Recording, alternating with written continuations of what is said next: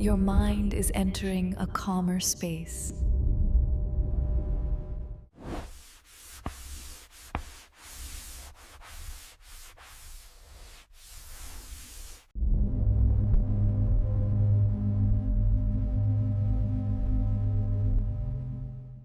Settle down. Your mind is clearing. Only calm remains.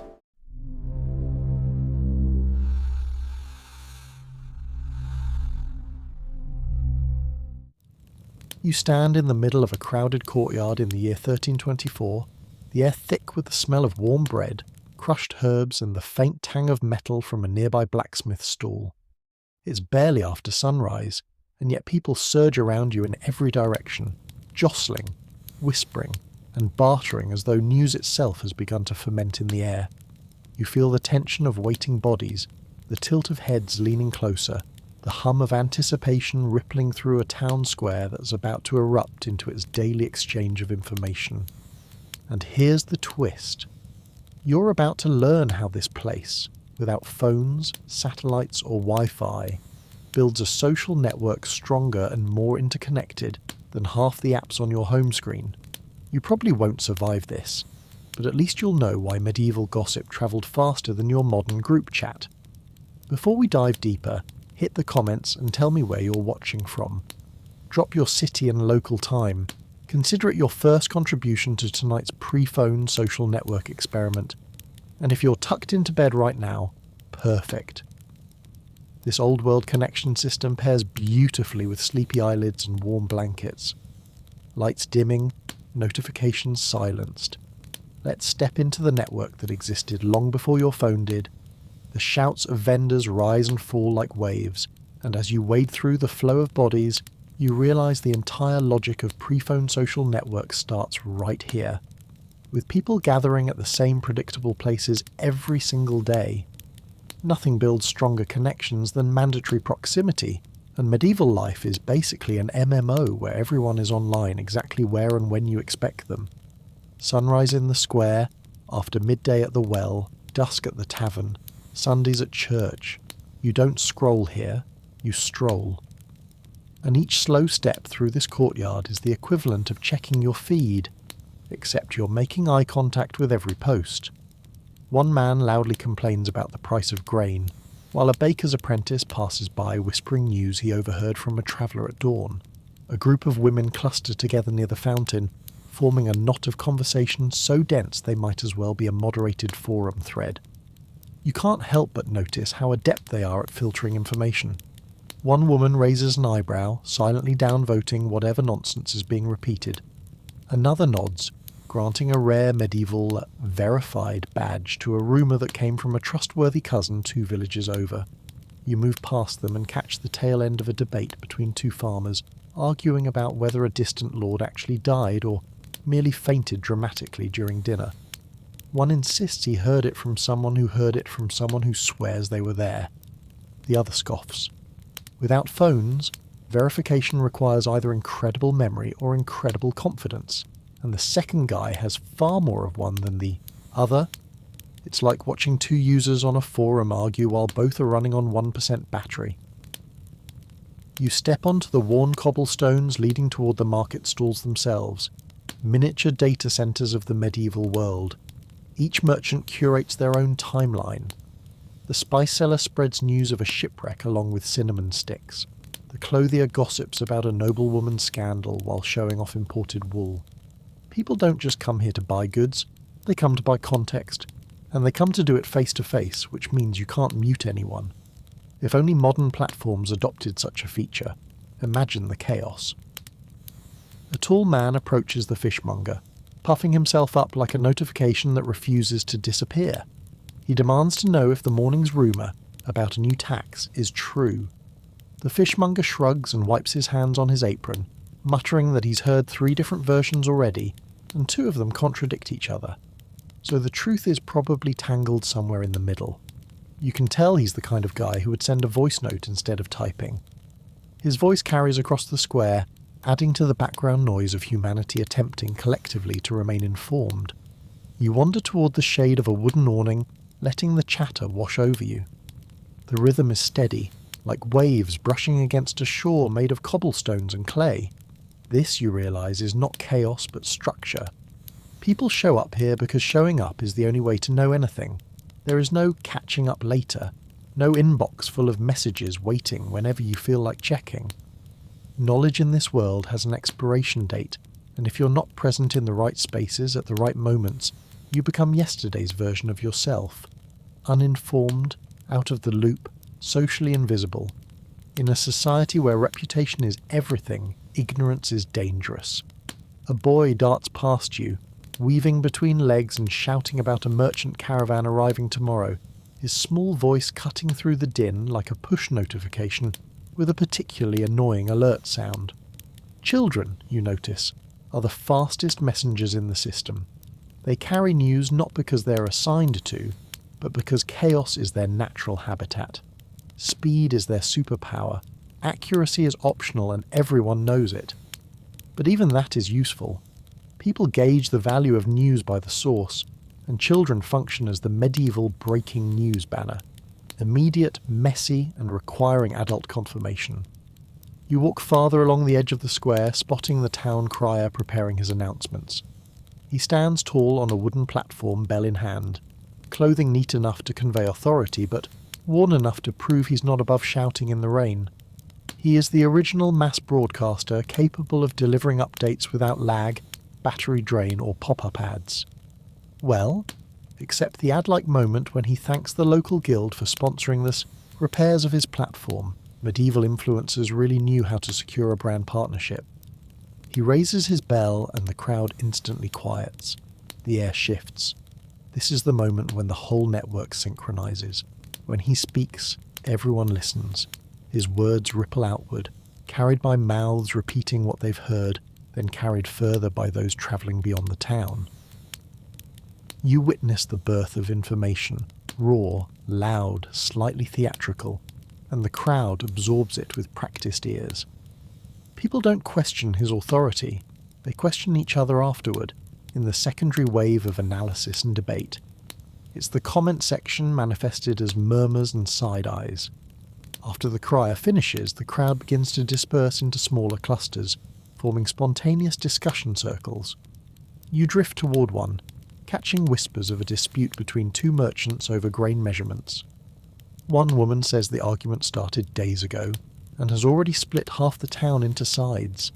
Ah yes, the medieval version of a trending hashtag. People will be heatedly debating this for weeks, possibly months. The lack of instant resolution means everything has more time to simmer, ferment, and grow flavour. Social networks here don't just spread information, they age it like cheese. You inhale deeply, noticing the faint smell of hay, the richer smell of stewing meat drifting from a nearby tavern, and the unmistakable scent of horses tied at the square's edge. Sensory detail is unavoidable in pre-phone social networks. You don't just hear information, you feel it in the air, in the bodies pressed around you, in the way someone leans closer, conspiratorial, as though shielding you from invisible eavesdroppers. It's intimate, it's messy, it's unstoppable. Someone taps your shoulder, a woman with sharp eyes and a knowing smile. She asks if you've heard the rumour about a distant village celebrating a festival with dancers who balance candles on their heads. You shake your head, and she launches into the tale with the enthusiasm of someone posting an unhinged story thread at 3 a.m. You realise instantly, this is how networks grow. Through curiosity, generosity, and the universal human urge to share something mildly ridiculous. And just like that, you're part of the network too, not a spectator, but a participant. You feel yourself woven into the fabric of communal knowledge, another strand in a system held together not by wires or code, but by people eager to connect. You step away from the courtyard and follow the main road toward the heart of the weekly market, where the real machinery of pre-phone networking clicks into motion. Faster, louder, and far more chaotic than anything you saw earlier. Markets aren't just places to buy things. They're the medieval equivalent of high-bandwidth data exchanges. If the town square was your home feed, the market is the entire internet on market day. Crowded, noisy, desperately unregulated, and somehow functioning despite the fact that no one is entirely sure who's in charge. You slow your steps as the wooden stalls come into view, each one a miniature server buzzing with information that isn't just sold, it's performed, demonstrated, and shouted into existence. Before you've even reached the first row of stands, a woman brushing flour off her apron leans toward you and mutters that she heard the spice merchant got a shipment from the east that includes something so fragrant it made a man cry when he smelled it earlier. You can't tell whether this is marketing or gossip, but then again, in this world, the line between the two barely exists.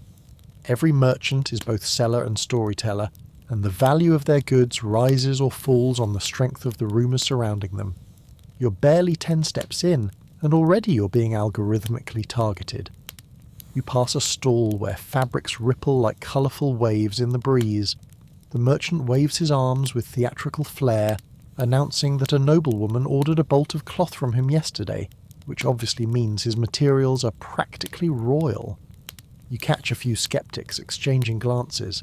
In an age without receipts, boldness often passes for truth. The merchant senses the doubt and immediately launches into a saga about a messenger who rode through the night to reach him with coin and instructions. The details become increasingly dramatic, but that's the point. Markets thrive on spectacle. If people aren't entertained, they're not informed.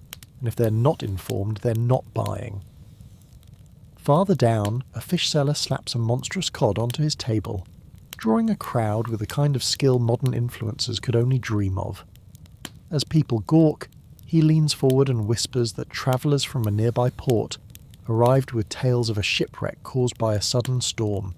He claims he lost cousins on that ship, although the person next to you murmurs that he's had at least 7 different cousins perish in 7 different disasters over the past year.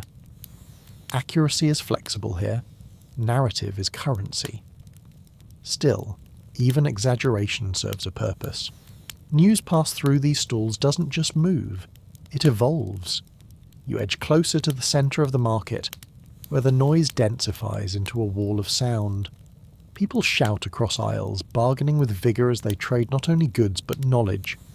Every hand gesture, every scoff, every raised eyebrow becomes part of the conversation.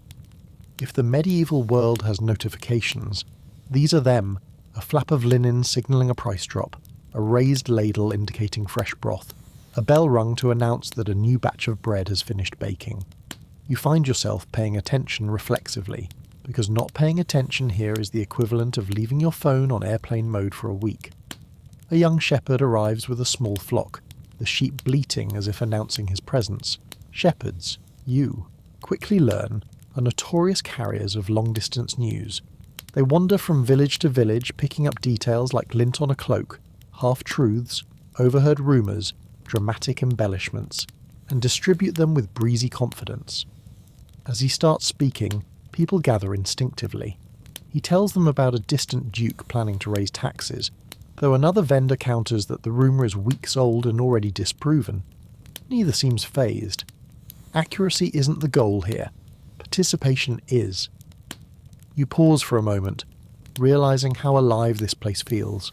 The heat from the sun warms your face while the scent of roasting meat mingles with the sharper tang of manure and smoke. You feel dust on your tongue. Every sensory detail contributes to the atmosphere of relentless exchange. You can't separate the environment from the message, it's all part of the experience. Learning something new here isn't passive, it's a full-body event. You approach a woman selling dried herbs and tinctures. Her stall is adorned with bunches of lavender, mint and rosemary, each casting its own distinct aroma into the air. Before you can even admire the ingredients, she begins speaking about a local family dealing with a mysterious illness. She's heard 3 theories about its cause, each one more dramatic than the last. The crowd leans closer, hungry for details. She claims she has a remedy, but adds with a wink that the real cure is probably rest and hydration. The honesty disarms you. Finally, a medieval equivalent of a balanced article, but then she immediately pivots to a tale about star omens predicting a harsh winter. You realise she's mastered the art of timeline balancing. A little truth, a little hype, a little fear, a little wisdom. perfect content mix. On the opposite side of the market, musicians begin playing a lively tune. People gather as the melody threads through the stalls. Music isn't just entertainment, it's a beacon. Wherever you find performers, you find conversations clustering around them. It's a medieval version of trending content. People drift toward the sound, drawn like moths to signal fires of social interaction. You join the crowd and listen as two travellers debate loudly about which kingdom currently dominates the silk trade. Their argument attracts an audience who weigh in eagerly, offering their own overheard tidbits. You can feel information spreading in real time, not clean, not linear, but alive. Suddenly, a commotion erupts near a stall selling pottery. A jug is shattered, and two men are blaming each other. It starts as a simple argument, but quickly spirals into a multi-person debate, complete with hand gestures that could double as semaphore signals. Onlookers gather, not necessarily to help, but to witness. Conflict, after all, is one of the fastest ways information travels. The argument migrates through the market like a wildfire. You hear snippets of the story changing even as it passes by. 1. Version claims the jug exploded spontaneously. Another that someone bumped the table, yet another that a ghost pushed it over. Medieval misinformation spreads with style. You wander deeper into the labyrinth of stalls, noticing how some vendors have carved out specialised roles as information brokers. One sells ink and parchment but offers updates from the monastery scribe. Another deals in rare coins and casually reports on political shifts from a recent royal council. People come to him not just for currency, but for curated content. This man is a living RSS feed. You stop at a stall with an elderly woman sitting behind a worn wooden table. She's selling a simple assortment of pins, thread and buttons, yet people approach her with reverence. You quickly learn why. She's the memory keeper of the market. She recalls disputes from decades ago. Births, deaths, agreements, betrayals. In a world without databases, people like her are essential. Her words carry weight because she remembers.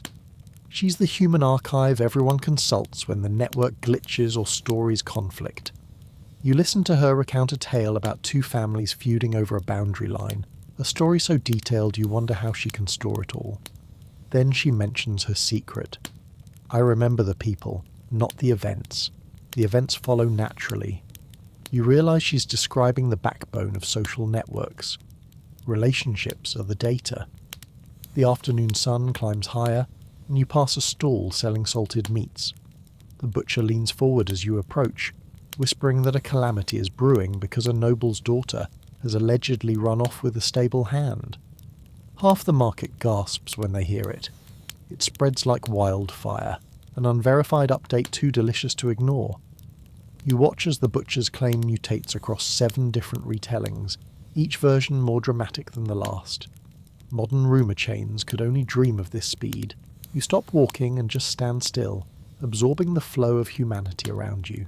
Every shout, every whisper, every laugh, every insult, every bargain, every boast. This is what it looks like when people build social networks without technology. Not slower, not weaker, just denser. More physical, more interwoven with the rhythms of daily survival. You realise that the market doesn't simply spread information, it curates it, transforms it, and binds it to the people who carry it. A rooster struts past your feet, looking scandalised by the crowd. Someone calls your name, though you're almost certain they've mistaken you for someone else. You turn, and a man waves you closer to discuss the rumour of a new road being built by the local lord. He wants to know if you've heard anything. You haven't. But he doesn't mind. The question isn't about the answer, it's about connection. He wants to talk, participate, be part of the buzzing neural network the market creates. And here you stand, one more node in the medieval web, woven in by accident, staying by choice. You leave the crowded centre of the market and drift toward the rowdy stretch of road that leads to the taverns and inns, places where the medieval network doesn't just hum, it roars, sloshes, burps, and occasionally falls off a bench. If markets are the daytime communication hubs, then taverns and inns are the nighttime switchboards, flickering with the glow of lanterns and the warmth of cider-soaked conversations. You can already hear the laughter spilling through open shutters, mixed with the dull thud of tankards hitting wooden tables. This is where information loosens its boots, kicks back, and gets honest, or at least louder.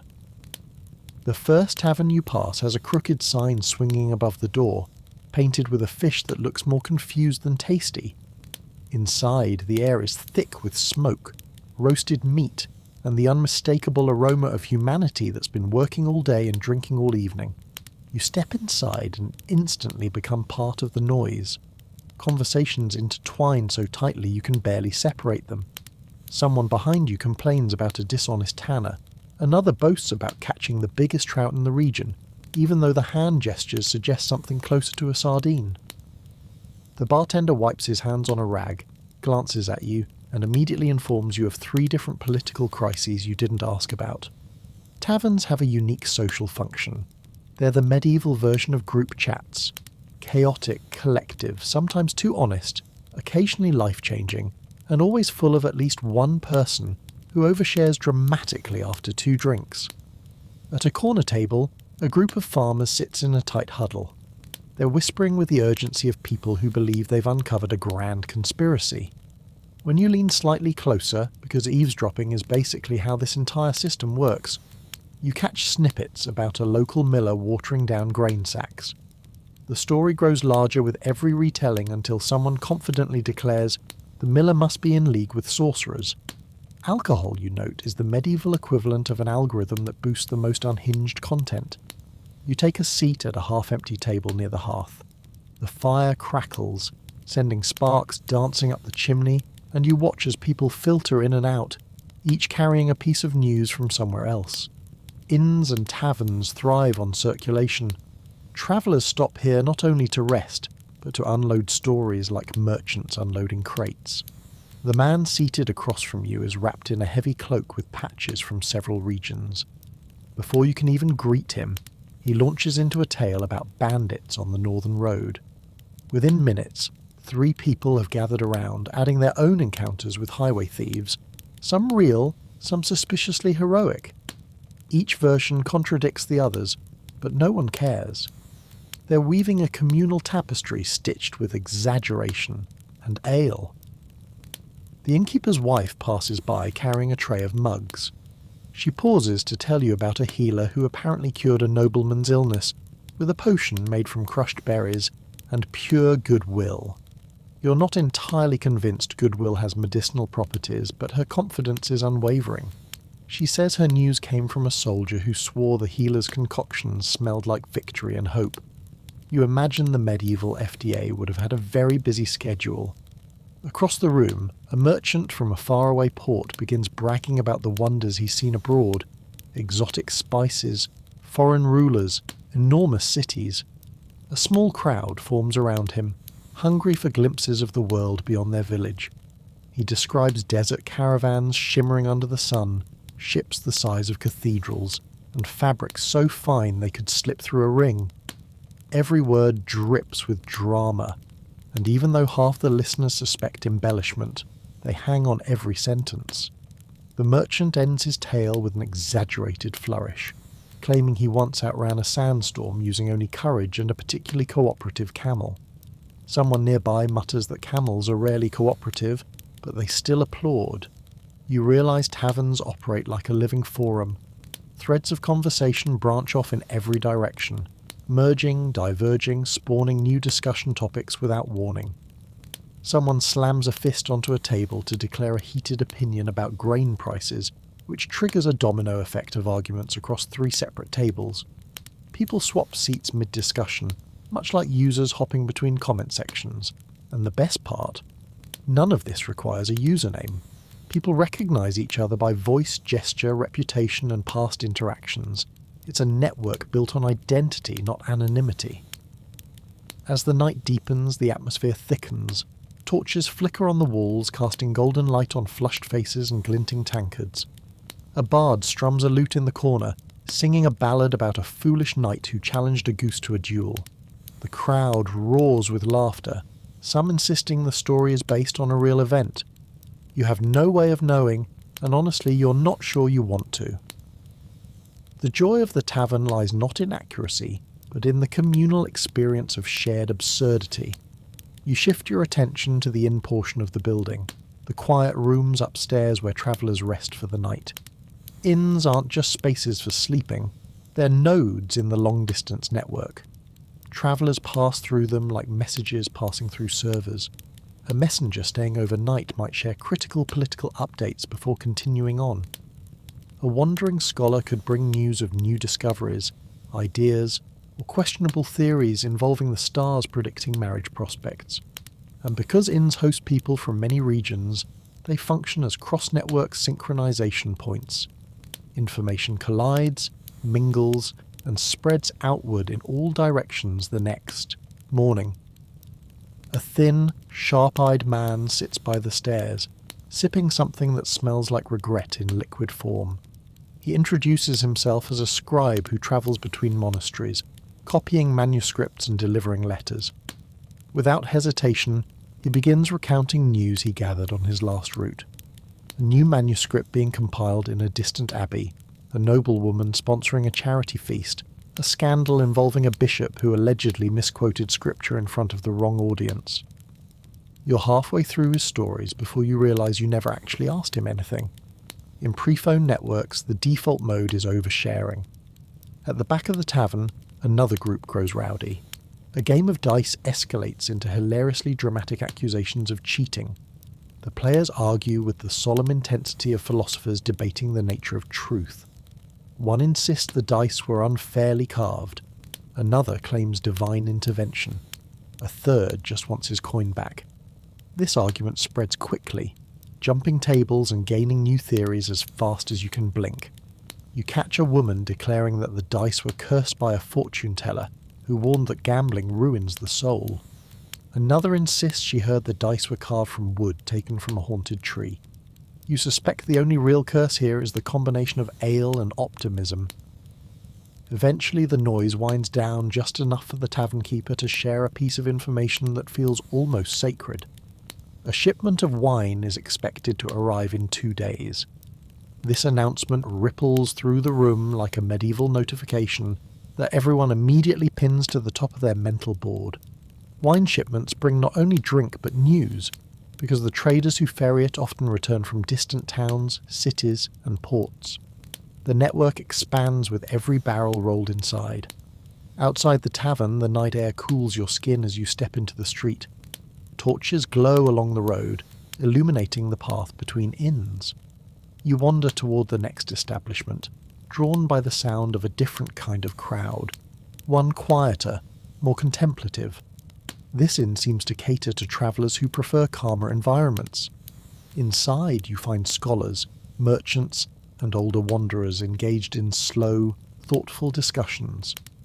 They sit in clusters like small constellations, each group shining with its own specific interest: trade routes, herbal remedies, philosophical questions, political predictions. A merchant with a trimmed beard leans across the table and explains that inns like this function as information repositories. People arrive, deposit their knowledge, withdraw new insights, and then continue their journeys. This creates overlapping layers of connection, like threads in a tapestry.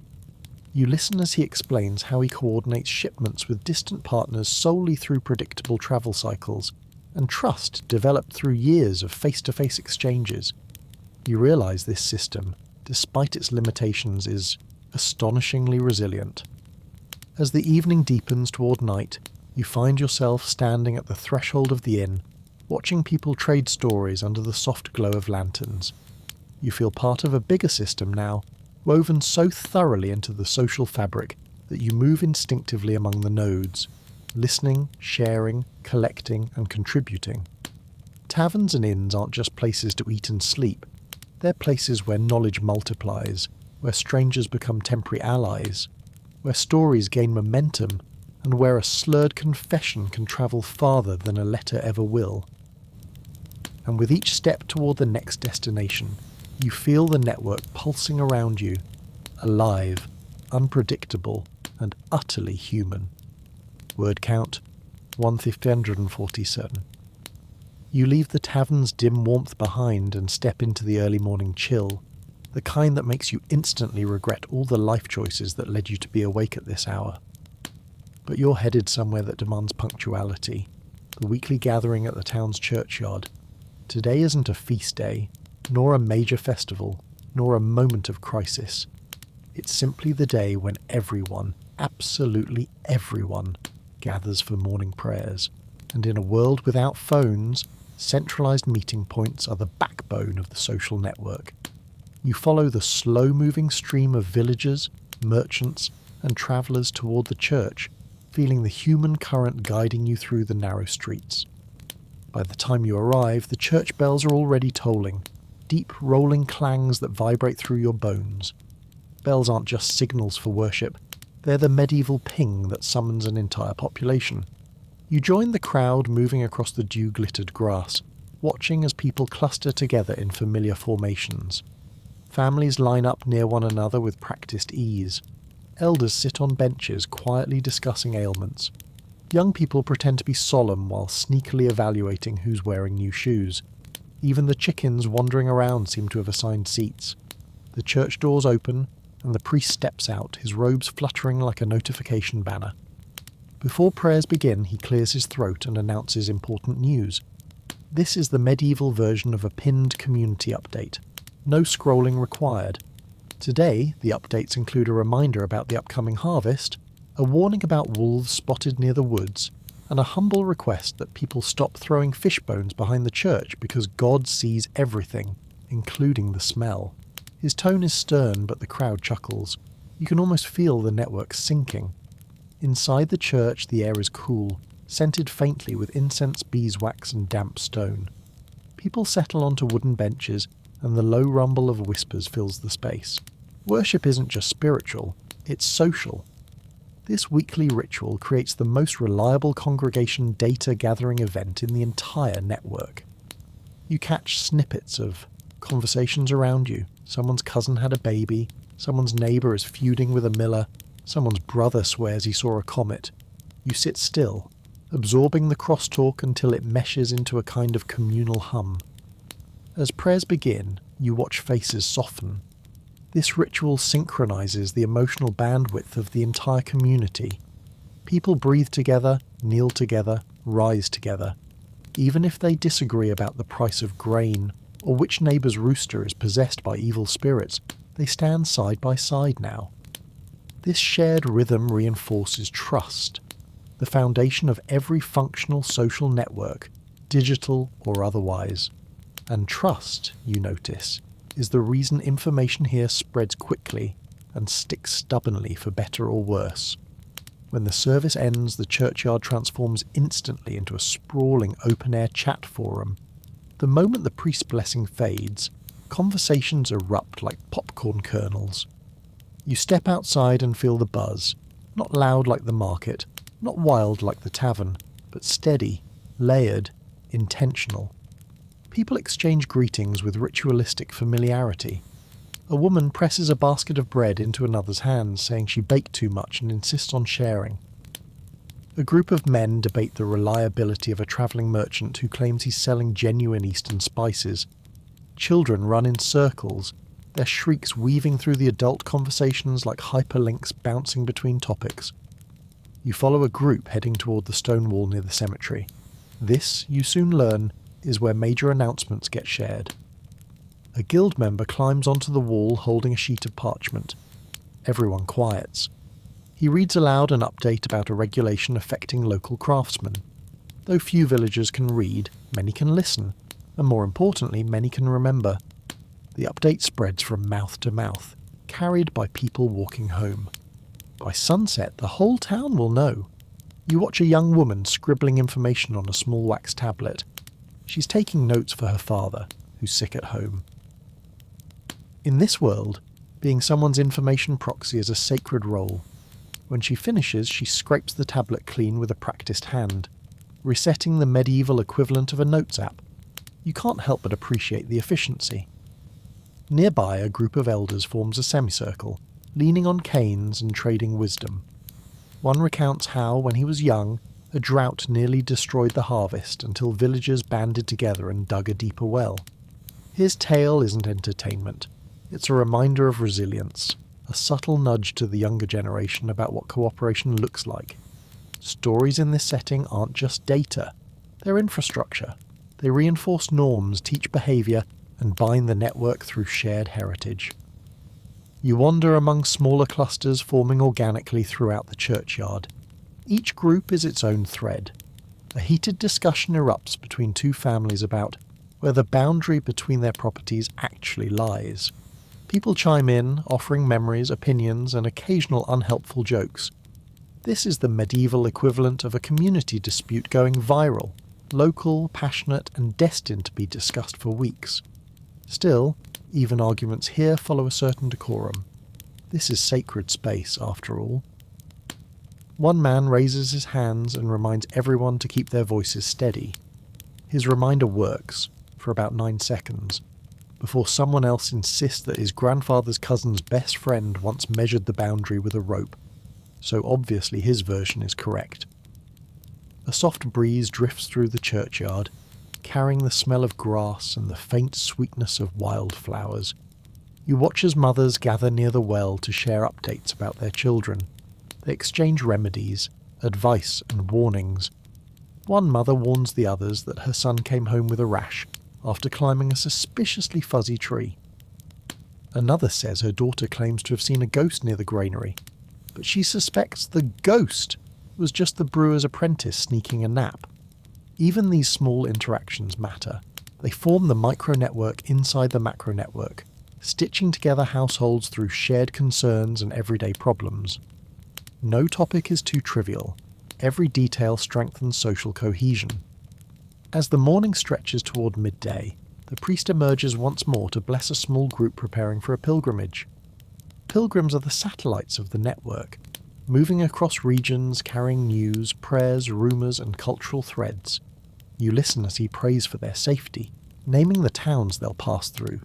Each place is another node in the vast human web stretching far beyond this village. You imagine the travellers spreading local stories to distant lands, while picking up new ones to bring home. The network breathes in and out through them. You drift toward a bench where 2 older women are sharing a cloth woven with intricate detail. One points at a pattern and says it symbolises unity. The other laughs and admits she added it only because she thought it looked pretty. Their banter is gentle, warm, and somehow deeply grounding. You sit beside them, listening as they discuss marriages, weather signs, and their predictions for the next season's harvest. They don't speak quickly. They don't need to. In a slow world, conversation itself is an act of presence. Later, the priest walks among the groups, smiling, touching shoulders, and offering blessings. He stops to ask if anyone has seen the carpenter's son, who was supposed to deliver timber yesterday but hasn't returned. Instantly, people begin sharing possible sightings, directions he travelled, and whether he seemed distracted.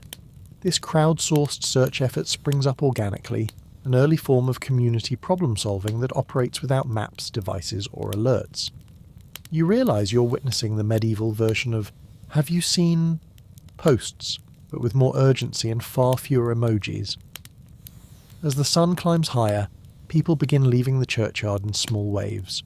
Some head toward the fields, others toward the market or home. But the network doesn't end when the crowd disperses. It flows with the people as they carry the morning's discussions into the afternoon. Every household that leaves is another distribution point. Every conversation that follows is an echo of the one before. The church gathering aligns everyone's internal clocks, ensures everyone receives the same core updates, and reinforces the relationships that hold the community together. You take one last look at the now quieting churchyard and feel something settle in your chest.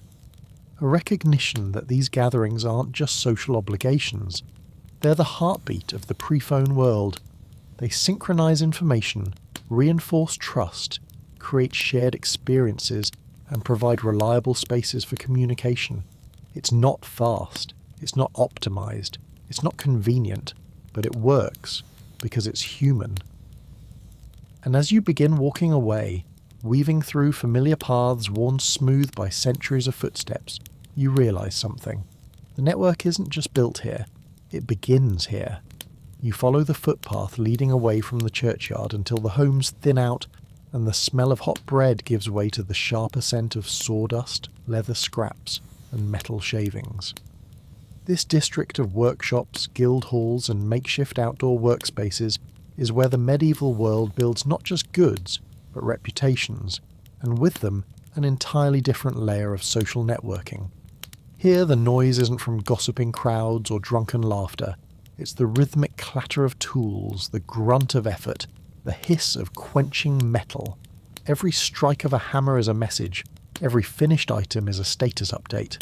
Every craft shared between master and apprentice is a network connection deeper and more durable than anything you've seen in taverns or marketplaces. The first workshop you pass belongs to a carpenter. He's hunched over a plank of oak, shaping it with steady strokes. His apprentice stands at his side, watching closely, occasionally asking questions or handing him a tool. You notice how knowledge flows here. Not loudly, not dramatically, but with patient repetition. The carpenter doesn't just shape wood, he shapes the boy's skill, his future livelihood, and his standing within the guild. This slow, deliberate transfer of information is a key thread in the prephone network, a lineage of trust. People don't just trust information, they trust the people who carry it, and craftsmen carry centuries. A few steps away, a blacksmith's forge glows orange in the half-light. Sparks fly each time he swings his hammer, marking beats in the symphony of daily labour. When you approach, the blacksmith pauses long enough to greet you with a nod before plunging metal into a barrel of water with a hiss that could wake the dead. He announces, without being asked, that the local lords are rumoured to be preparing for a skirmish, so orders for horseshoes and spearheads have increased. You immediately understand something important. Guilds and work circles don't just receive updates, they predict them. The demand for certain goods acts like an economic weather forecast, revealing trends before they become public knowledge. A few women nearby are carding wool, their hands moving with automatic precision. Their conversation is quiet but sharp. They're discussing the price fluctuations of wool across nearby towns. They mention a rumour that a distant village experienced a flood, damaging its sheep pastures. If that's true, wool will grow more valuable in the coming months. You listen as they analyse the rumour the same way modern people analyse stock market whispers, carefully, cautiously, but with hope. Work circles aren't just communities of labour, they're micro-networks of strategy. You make your way toward the cobbler's stall, where leather scraps litter the floor like fallen leaves. The cobbler works with quick, deft movements, stitching and shaping new shoes for a merchant who's pacing impatiently nearby. As the cobbler works, he casually recounts a story he heard from a traveller about a town 2 days away, dealing with a sudden outbreak of illness. The merchant's eyebrows rise. Within minutes he's asking questions. How many people are sick? Are roads closed? Are markets open? What kind of symptoms? The cobbler admits he doesn't know much. The traveller told him while half asleep and slurring. Still, the information is enough to impact trade decisions. Shoes here aren't just footwear, they're nodes in a network of insight. A few paces farther stands the Weaver's Guild Hall. You step inside and immediately inhale the fragrance of dyed fibres. The hall is a blur of colour, threads stretched across looms in shades of red, indigo, saffron, earthy brown, and muted green. Master weavers sit beside their apprentices, feet tapping rhythmically on treadles while shuttles whip back and forth. The guildmaster approaches you with a polite nod.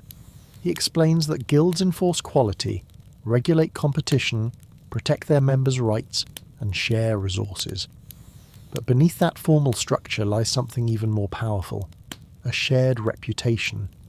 If one weaver's cloth tears too easily, it's not just his reputation that suffers. The entire guild feels the blow. Likewise, if someone innovates a new pattern or dye method, the guild shares it, not instantly, not seamlessly, but deliberately, through meetings, demonstrations, and collective decision-making. In a pre-phone world, professional identity is inseparable from social identity. People don't build portfolios, they build relationships. The guildmaster gestures toward a group gathered near a window, listening to a young apprentice explain a technique he saw in another town. They're debating it with scholarly seriousness, raising questions about durability, cost, and how the method affects patterns. This is a professional forum in real time. No trolls, no bots, just people whose livelihoods depend on cooperation and skill. Outside again, you pass a metalworker shaping a delicate clasp for a wealthy customer. He speaks openly about how gossip flows through guilds faster than a forest fire. He claims he knew about a noble's scandal weeks before the priests themselves. You're skeptical until he explains that craftsmen work for everyone. They see who buys what, who argues with whom, who pays late, who drinks too much, who sneaks off with someone they shouldn't. Their workshops produce goods, yes, but they also collect data. The medieval version of analytics isn't charts, it's the gut instincts of people who observe human behaviour every single day. You move to the stonecutters next. Broad-shouldered figures chipping away at blocks of limestone. Their conversation revolves around structural damage to a bridge in a nearby village. They're debating whether the repairs require a full rebuild or just new supports. The implications matter. A weakened bridge affects trade routes, which affects merchants, which affects markets, which affects the entire social network. You realise guilds operate not just locally, but regionally. Their expertise makes them consultants in a world where infrastructure and communication are deeply intertwined. One stonecutter wipes his brow and tells you that the bridge news came from a courier who stopped by 2 days ago. The courier claimed he rode through the night after meeting a group of travellers who confirmed the damage. Already word has spread through 3 guilds. By tomorrow, farmers, merchants, and church officials will all know. Prephone networks rely on professional circles because those circles translate information into action. Farther along the road, a cluster of tailors work outdoors for better light. Their needles flash as they stitch garments, each piece a blend of skill, artistry and status. The tailors chat casually about colour trends.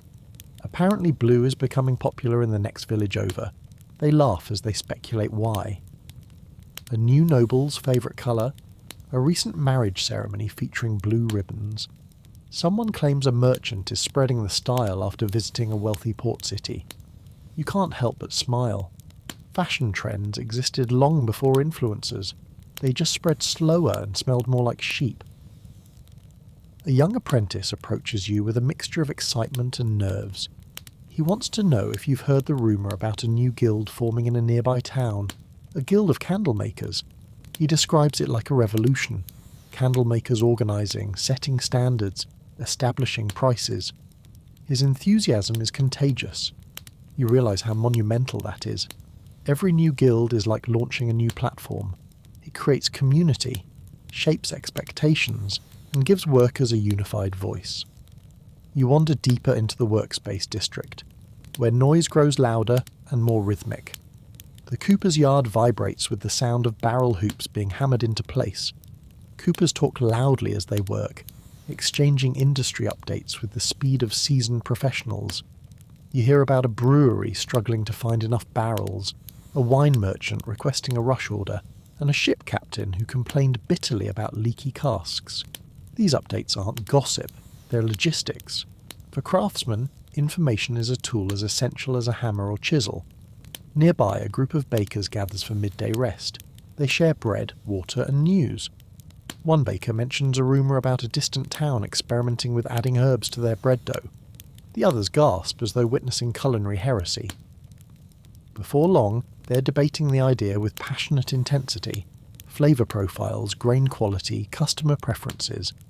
You step quietly aside, unwilling to trigger further scandal. Medieval bakers take innovation very seriously. As you return to the main path, you notice how interconnected everything feels. Guilds coordinate with one another through shared clients, shared resources and shared struggles.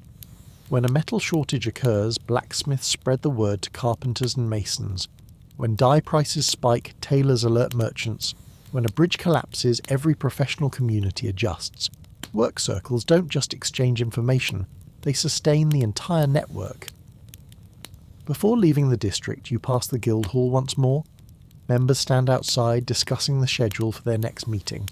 They speak with solemn pride about maintaining standards and protecting their craft from fraud. But you hear something else too, an acknowledgement that their guild helps maintain not just economic stability, but social cohesion. Through their systems of apprenticeships, shared resources, and collective knowledge, guilds preserve stories, traditions, and relationships. They're the medieval version of LinkedIn, Wikipedia, and community mutual aid rolled into one.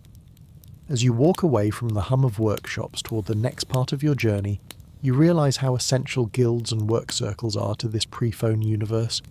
They don't just build things, they build trust. You follow the winding road that leads out of the workshop district, letting the metallic clang of blacksmiths and the steady thrum of looms fade behind you. Ahead lies a quieter stretch of town, but quiet doesn't mean empty. Here, where the cobblestones narrow and the houses stand closer together, you encounter one of the most essential and underrated components of the pre-phone social network, the messengers. Official, unofficial, accidental, volunteer, and everything in between.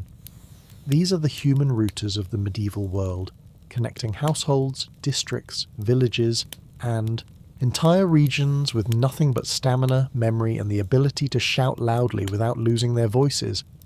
You step into their territory, and already you can feel the tempo of the network changing. A boy sprints past you, clutching a folded piece of parchment in one hand and a fistful of breadcrumbs in the other. He doesn't stop running, not even when someone calls after him to ask who the message is for. He just waves the bread like a trophy and shouts that the baker's wife promised him a whole loaf if he delivered this in under 10 minutes.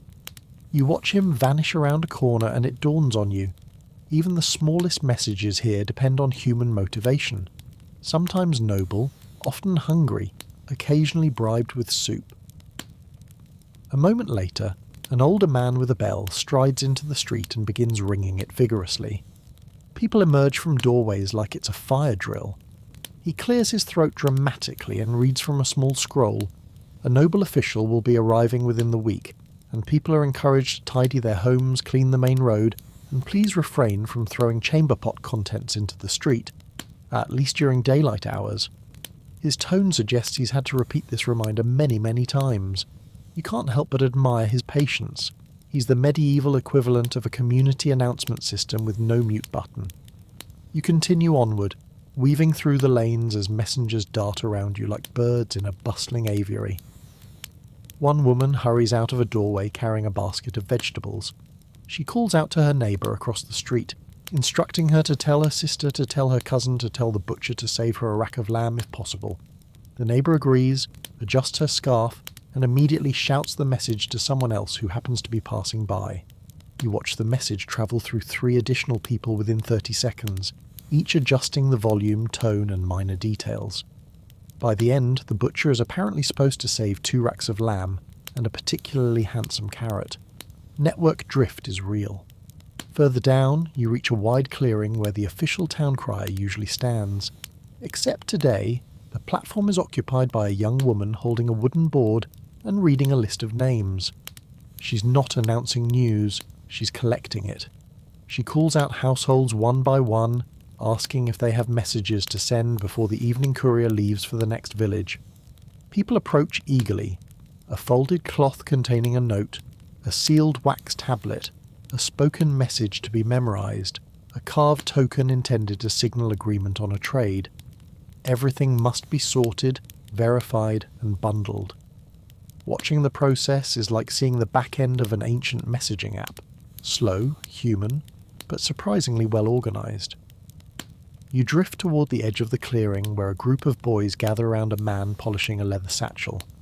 He tells them stories of when he was a young messenger, how he once outran a pack of wolves, how he carried a marriage proposal across 3 villages in a single day, how he witnessed a feud being settled because he arrived at just the right moment with new information. The boys listen as though he were a legendary hero, and in a way, he is. Messengers are the lifeblood of remote communication. Without them, every piece of news would die within the walls of its town.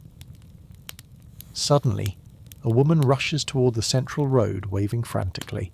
She shouts that her husband injured his hand while chopping wood, and she needs a runner to fetch the healer.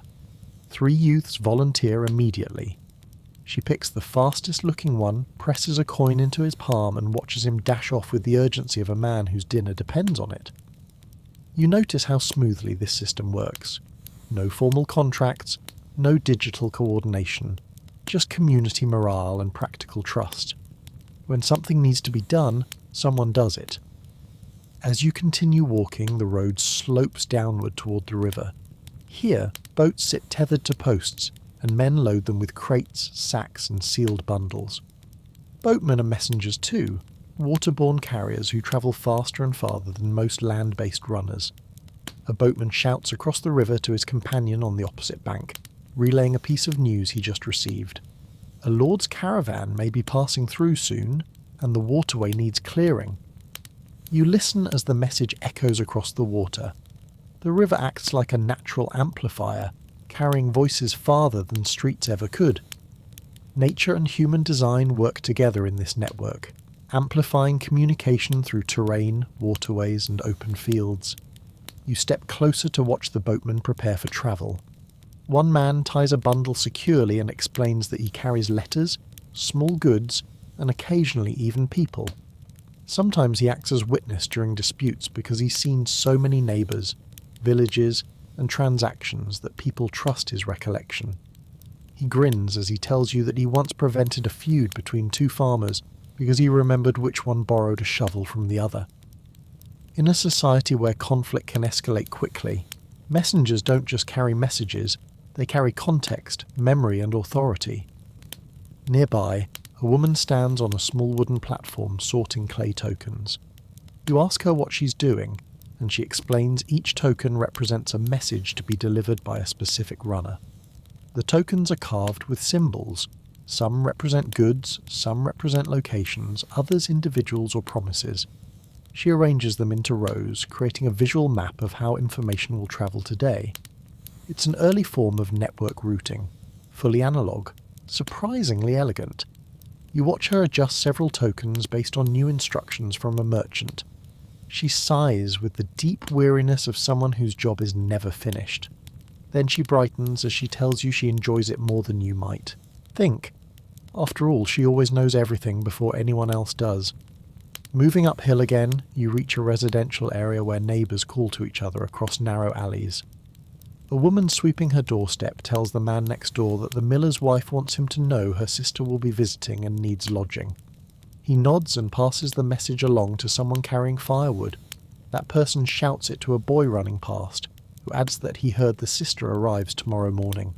You marvel at how messages in town travel not in straight lines but in bursts. Connections forming moment by moment. Unpredictable, yet dependable. You spot a man wearing a bright red sash, an official sign of a municipal courier. He carries a satchel stuffed with letters, tokens, and small parcels. As he walks, people stop him to ask questions or give him final instructions. You walk beside him for a moment, and he explains his schedule. He leaves town at midday, stops at 4 villages, sleeps at an inn, and returns 2 days later with replies. He's a walking connection between communities. Without couriers like him, alliances would falter, trade would collapse, families would fracture. And he knows it. His posture carries the weight of responsibility and the pride that comes with being trusted. Closer to the outskirts, you meet another type of messenger entirely, the unintentional ones. These are shepherds, traders, wandering tinkers and pilgrims who pick up news simply by existing. A shepherd tending his flock tells you he overheard something interesting. A neighbouring village plans to hold a market 2 days early because rain is expected. He offers this casually, like he's commenting on the weather, but for merchants or craftsmen, this update is critical. You thank him, and he nods as though delivering life-changing information is simply part of tending sheep. At the final edge of the town, where crops sway gently in the breeze, you meet a group of kids playing in the dirt. You ask them if they know any news, thinking you might get playful nonsense. Instead, one girl informs you, very seriously, that a traveller from the next village says the river levels are rising and fishermen should be careful. She shrugs afterward, unimpressed by how important her information is. Children here are unfiltered conduits of data. They repeat everything they hear, from the dramatic to the absurd, and their news spreads across households like wildfire. As you stand there, surrounded by wheat fields and the distant murmur of activity behind you, it becomes clear that messengers, official and unofficial, are the nervous system of the pre-phone world. They stretch across distances, maintain social coherence, deliver news, settle arguments, prevent chaos, and link communities like beads on a thread. They don't always deliver messages accurately, they don't always deliver them quickly, but they deliver them humanly, with memory, personality, interpretation, humour, hesitation, confidence, and the occasional dramatic flourish. You turn back toward town, feeling the pulse of movement as runners dart between homes, boatmen shout across the water, couriers call out instructions, and neighbours repeat updates across alleys. The network isn't just functioning, it's thriving, and it doesn't need wires, it needs people. You head back toward the main road, the last echoes of the messenger's shouts fading behind you as the landscape begins to widen. The air shifts, quieter, more open, tinged with the faint scent of dust, ink, and warm wax.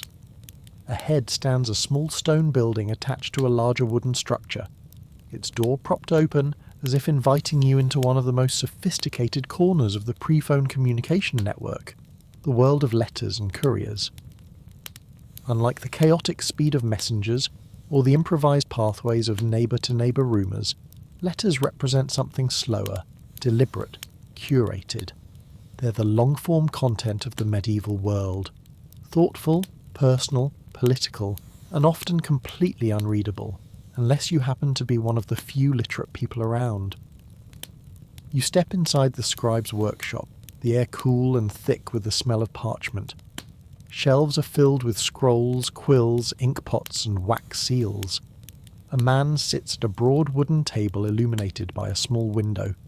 His quill scratches steadily, his posture stiff in the way only someone who's been sitting for far too long can achieve. The scribe doesn't look up. Scribes rarely do unless they smell smoke or hear someone shouting about spilled ink. Instead, he continues writing as if he's in the middle of a negotiation with time itself. A nervous-looking farmer stands beside him, dictating a message meant for his brother in another village. The farmer speaks haltingly, struggling to put feelings into words. The scribe listens patiently, occasionally repeating the farmer's words back to him before writing them down in cleaner, more structured sentences. You realise that in this world, communication is a group project. Most people can talk, but writing, that's a performance. And when stakes are high, marriage proposals, land disputes, requests for financial help, every word matters. When the scribe finally finishes and sprinkles sand over the ink to dry it, he hands the parchment to the farmer, who squints at it like it's a complicated map. He has no idea what the letters say, but he trusts the scribe completely. The farmer folds it carefully, presses a wax seal onto it with the scribe's stamped ring, and thanks him profusely. Then he leaves to find a courier heading in the right direction. His message isn't just ink on parchment, it's a bridge, a lifeline, a hope that someone miles away will respond. You move deeper into the workshop where piles of wax tablets rest beside leather-bound codices. A young apprentice sits at another desk, copying passages from a manuscript. He stops momentarily to explain that before mass literacy, writing was often communal. People dictated, scribes composed, and couriers carried the final product, meaning information travelled through multiple hands before reaching its destination. Gossip may be inaccurate, but letters are vulnerable in their own way. Each human link adds interpretation, tone, and sometimes the accidental omission of a sentence because the scribe sneezed at the wrong moment. A merchant enters the workshop carrying a small wooden box. Inside are several folded letters, some sealed with wax in bright colours. She asks the scribe to write a summary of each letter's contents so she can keep track of her correspondence. As she explains her needs, you learn that merchants, diplomats and nobles rely heavily on letter-writing networks. These networks are complex, spanning towns, regions and entire kingdoms. The merchant describes how she coordinates trade routes with partners hundreds of miles away, all without ever meeting most of them in person. She trusts her couriers, her scribes, and the fragile chain connecting her to distant markets. If even one link fails, goods rot, money disappears, and relationships fracture. Outside, a courier prepares his horse for a long journey. His saddlebags bulge with scrolls and sealed letters. He checks each message carefully, organising them by route, urgency, and reward. He's a professional, one of the few who make a living by delivering written communication between settlements. He tells you he travels a set path every 2 weeks, rain or shine, because people rely on consistency. Without timetables, schedules, or digital notifications, trust in the courier is everything. His memory is impressive. He can recall dozens of senders, recipients, and special instructions. He pats the horse's neck and mentions casually that he once carried a letter that ended a generational feud. He says this like someone admitting they've baked a decent loaf of bread. Not bragging, not boasting, just stating a fact deeply woven into the fabric of his life. You walk beside him as he carries the letters to a designated drop-off point near the village gate. Along the way, people stop him, wondering if there's anything for them. One woman asks anxiously whether her husband wrote from the distant port city. The courier checks his bag and shakes his head gently. She nods, hiding her disappointment. In this world, waiting is part of the communication process. Messages have to survive distance, weather, thieves, and fatigue. Some never arrive at all. And yet people continue writing because the act itself is hope. Further down the path, a small group of children surrounds a travelling monk who also carries messages. Monks often act as couriers between monasteries, kingdom officials, and important families. The monk tells the children stories from his travels, stories about distant lands, new monasteries being built, and debates among scholars about the movement of stars. He speaks with the gentle gravitas of someone who carries more than parchment. He carries ideas, and because letters move slowly, ideas move slowly too. But when they arrive with weight. You reach a quiet patch of farmland where a woman hunches over a small table outside her home, scribbling something on a wax tablet. She's practicing letters. Her daughter watches curiously, asking what each symbol means. Literacy spreads this way, through curiosity, practice, and the desire to communicate more precisely. She tells you she wants to write to her sister without needing to hire a scribe. She wants privacy. She wants independence. In this world, learning to write isn't just about letters, it's about agency. As you move on, you encounter a group of men repairing a bridge. They pause their work when a courier arrives, calling out that he has a message from a nearby town. One of the men wipes his hands and accepts the letter, breaking the seal carefully. The others lean in, waiting. The letter contains news about a missing shipment of timber and a storm that damaged part of the road. The men nod. This information isn't just interesting, it affects their decisions for the rest of the day. Letters may be slow, but they're powerful. A little farther down the path, you meet a travelling scholar carrying a heavy satchel filled with notes, sketches, and copies of texts. He explains how he exchanges manuscripts with other scholars through intricate courier networks, passing knowledge like a torch from one mind to another. He points out that in a world without mass printing, every copied text is precious, every courier's reliability a blessing. He shows you a small book containing astronomical observations from 3 different regions. Each section was delivered by a different courier months apart. The network behind this book isn't visible, but it's vast. By late afternoon, you reach a dusty road where a group of couriers gather near a milestone. They exchange letters, confirm routes, share gossip, and discuss hazards.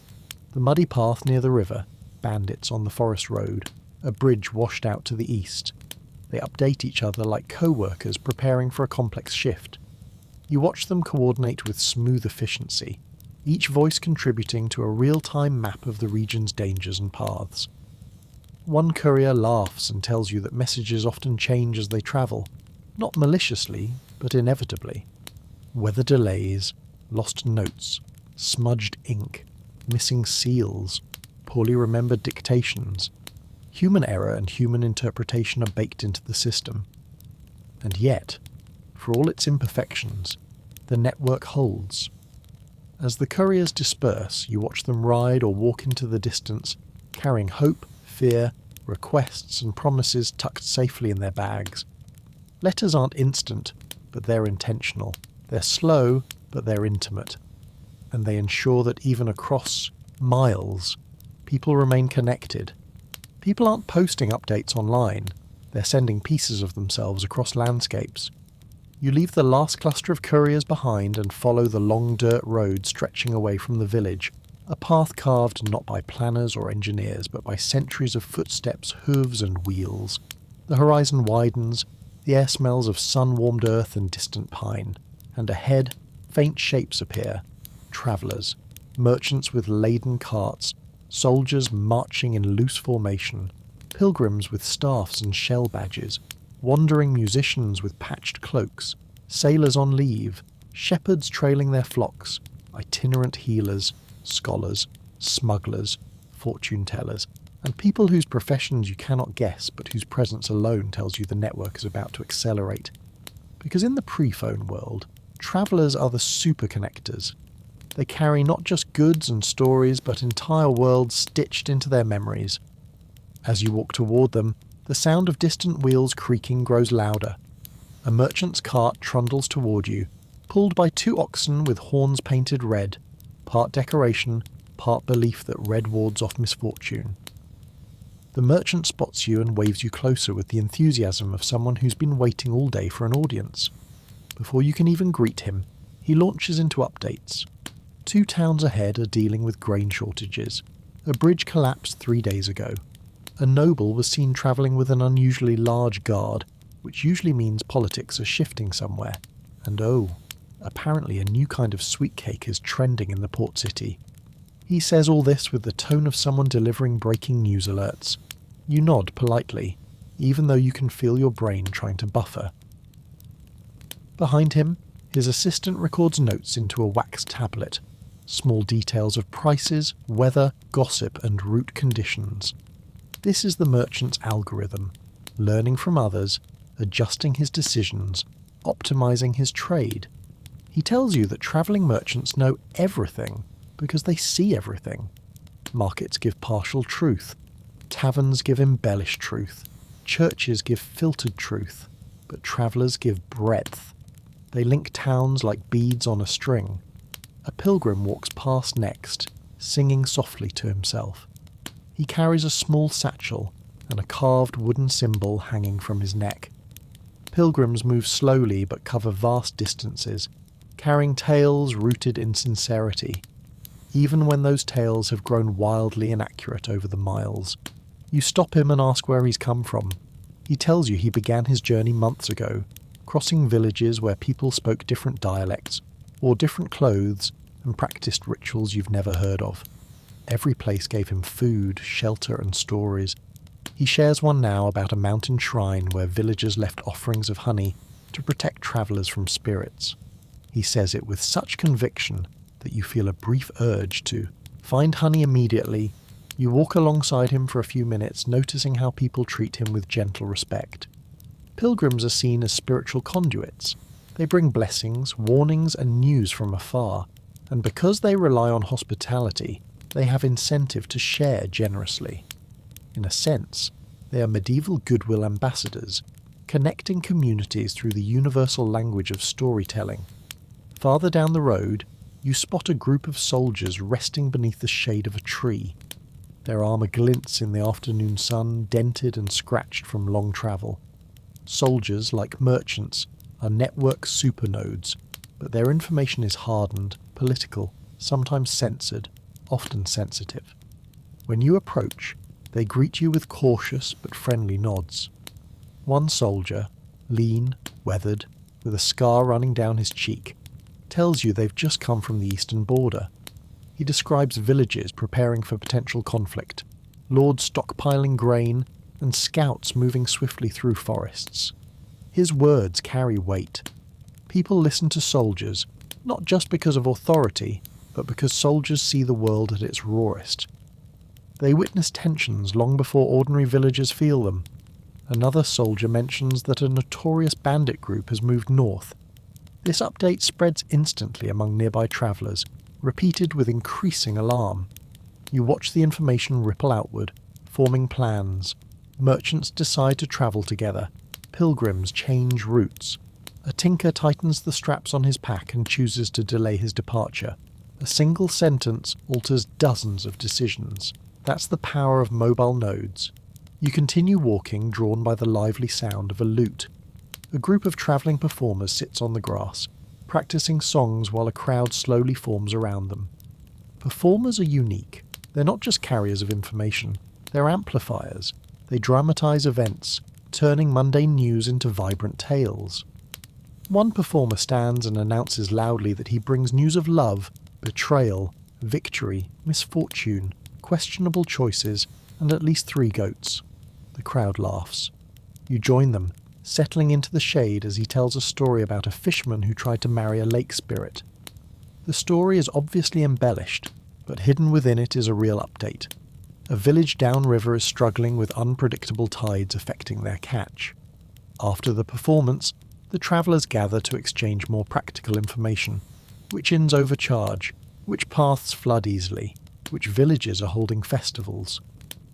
Performers don't just entertain, they maintain a travelling encyclopedia of practical intelligence. Wherever they go, they recalibrate the network. As you rise to continue walking, a sailor waves you over. He sits surrounded by crates stamped with foreign symbols. The moment he begins speaking, the world expands again. Sailors carry the farthest reaching data set of all. He tells you about storms raging along the coast, a new trade route opening to a distant port, spices so fragrant they overwhelm storage rooms, and rumours of a disease spreading among animals on a distant island. His vocabulary is filled with strange terms and borrowed words. Listening to him is like connecting to a global server after spending months on local Wi-Fi. You ask him how often he visits inland towns like this. He shrugs, saying, "Sailors return with stories so wild that villagers often assume they're lies. But they're not all lies.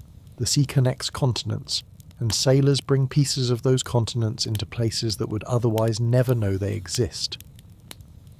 A little farther along, you find a merchant caravan preparing to set up camp. Dozens of people work in coordinated chaos, hammering stakes, unloading goods, tending animals, starting fires. Caravans are mobile marketplaces, mobile rumour hubs, mobile information floods. You approach a woman stirring a pot of stew.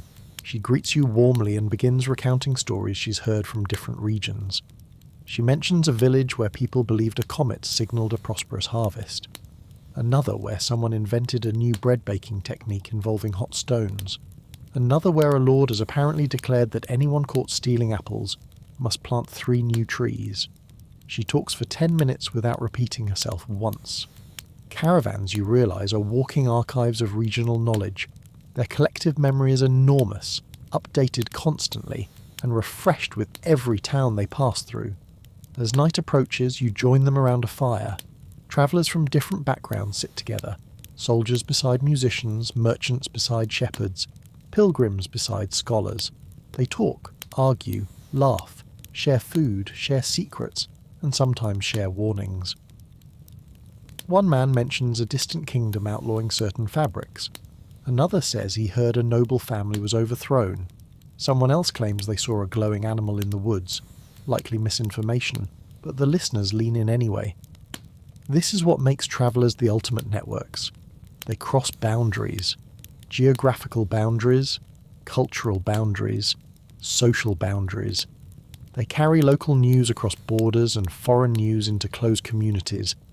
They mix information from multiple sources, creating hybrid knowledge that no stationary villager could ever access. You sit quietly, letting the conversation swirl around you like smoke rising into the darkening sky. The fire crackles, sparks shooting upward like signals into the night. Someone beside you, an elderly tinker polishing metal tools, comments that travellers are bridges. A village without travellers, he says, is like a house without windows. You understand immediately. Travellers let people see beyond their walls. Later, as the moon rises, you lie on the ground beside the caravan. The air is cool, alive with insect song and distant wolf cries. Travellers tell stories, late into the night, some true, some half-true, some artistic masterpieces of exaggeration. But every story carries a piece of the world, and every traveller carries the network, on weary feet, in crowded carts, on sturdy horses, across seas, through forests, along forgotten paths. They don't rely on towers or wires or satellites. They are the infrastructure. You rise with the caravan at dawn, stiff from sleeping on packed earth, but drawn forward by the low hum of preparations. Travellers begin their morning rituals, tightening straps, whispering prayers, warming their breath over cups of steaming broth, and as the camp gradually breaks apart, you follow a smaller path leading toward a cluster of distant farmsteads. You're stepping into one of the deepest, oldest communication systems in human history, kinship. Long before apps, before letters, before written languages even existed, families, extended, interconnected, sprawling like vines across regions, built social networks that outlasted wars, droughts, migrations, and entire governments. Today, you're going to see how marriages, alliances, and obligations shaped information flow with a precision no algorithm can match. The path winds gently between fields heavy with morning dew. Soon you come upon a stone farmhouse where a group of women stands together under an awning. They're spinning thread while chatting in rapid-fire bursts, laughter punctuating every other sentence. Their conversation doesn't just fill the morning air, it links households. One woman mentions her sister's upcoming wedding, which immediately launches a cascade of updates. Who's bringing cloth, who's supplying grain, who sent messages of congratulations, and which relative always arrives late and brings gifts nobody wants. They trade not only stories but plans, responsibilities and expectations. You approach the group, and one of them waves you over without hesitation. Kinship gatherings, even informal ones, are never exclusive. They tell you that weddings aren't simply celebrations, they're networking events. When two families merge, so do their obligations, information streams, trade possibilities, and alliances. Knowledge spreads through these bonds like water through roots. If one branch receives news, the entire tree soon feels it. A girl helps her mother twist the spun thread and excitedly shares a rumour. Apparently the groom's family knows someone who once met a merchant who travelled with a prince, who nearly married a foreign princess. The story is several degrees removed from accuracy, but it doesn't matter. In kinship networks, information moves outward through trust first, details second. People accept what relatives say, not because the facts are perfect, but because the relationship is reliable. A man emerges from the farmhouse carrying a basket of apples. He greets the women and joins the conversation, adding his own update. He's heard that a cousin in a neighbouring village is hosting a feast for harvest's end. Immediately plans shift. The women discuss who should attend and what gifts they should bring. Attending events strengthens family ties, and failing to attend can quietly damage them. Kin-based information isn't optional, it's social currency, and participation keeps the network alive. You walk with the man as he leads you toward his brother's house. Along the way, he explains how kinship networks function across distances. Families send announcements, favours and warnings through intermediaries, cousins visiting cousins, siblings passing notes, uncles carrying messages between farms. Even marriages are strategic communication bridges. People marry not just for affection but for practical alliance, uniting resources, strengthening political leverage, and weaving broader safety nets. When you reach his brother's house, a small group of people are gathered around a wooden table eating bread and cheese. As soon as you arrive, a woman stands to refill cups as if you're an expected guest. This hospitality is part of the system. Offering food reflects stability and respect. Receiving food strengthens bonds. You sit with them, listening as they discuss news one son brought home after working in another town. They lean in, not because the news is juicy, but because he brought it. His perspective matters. This is a network that values the messenger as much as the message. A grandmother sits on a stool beside the hearth, her hands busy weaving a basket. She speaks slowly but with the weight of decades behind her.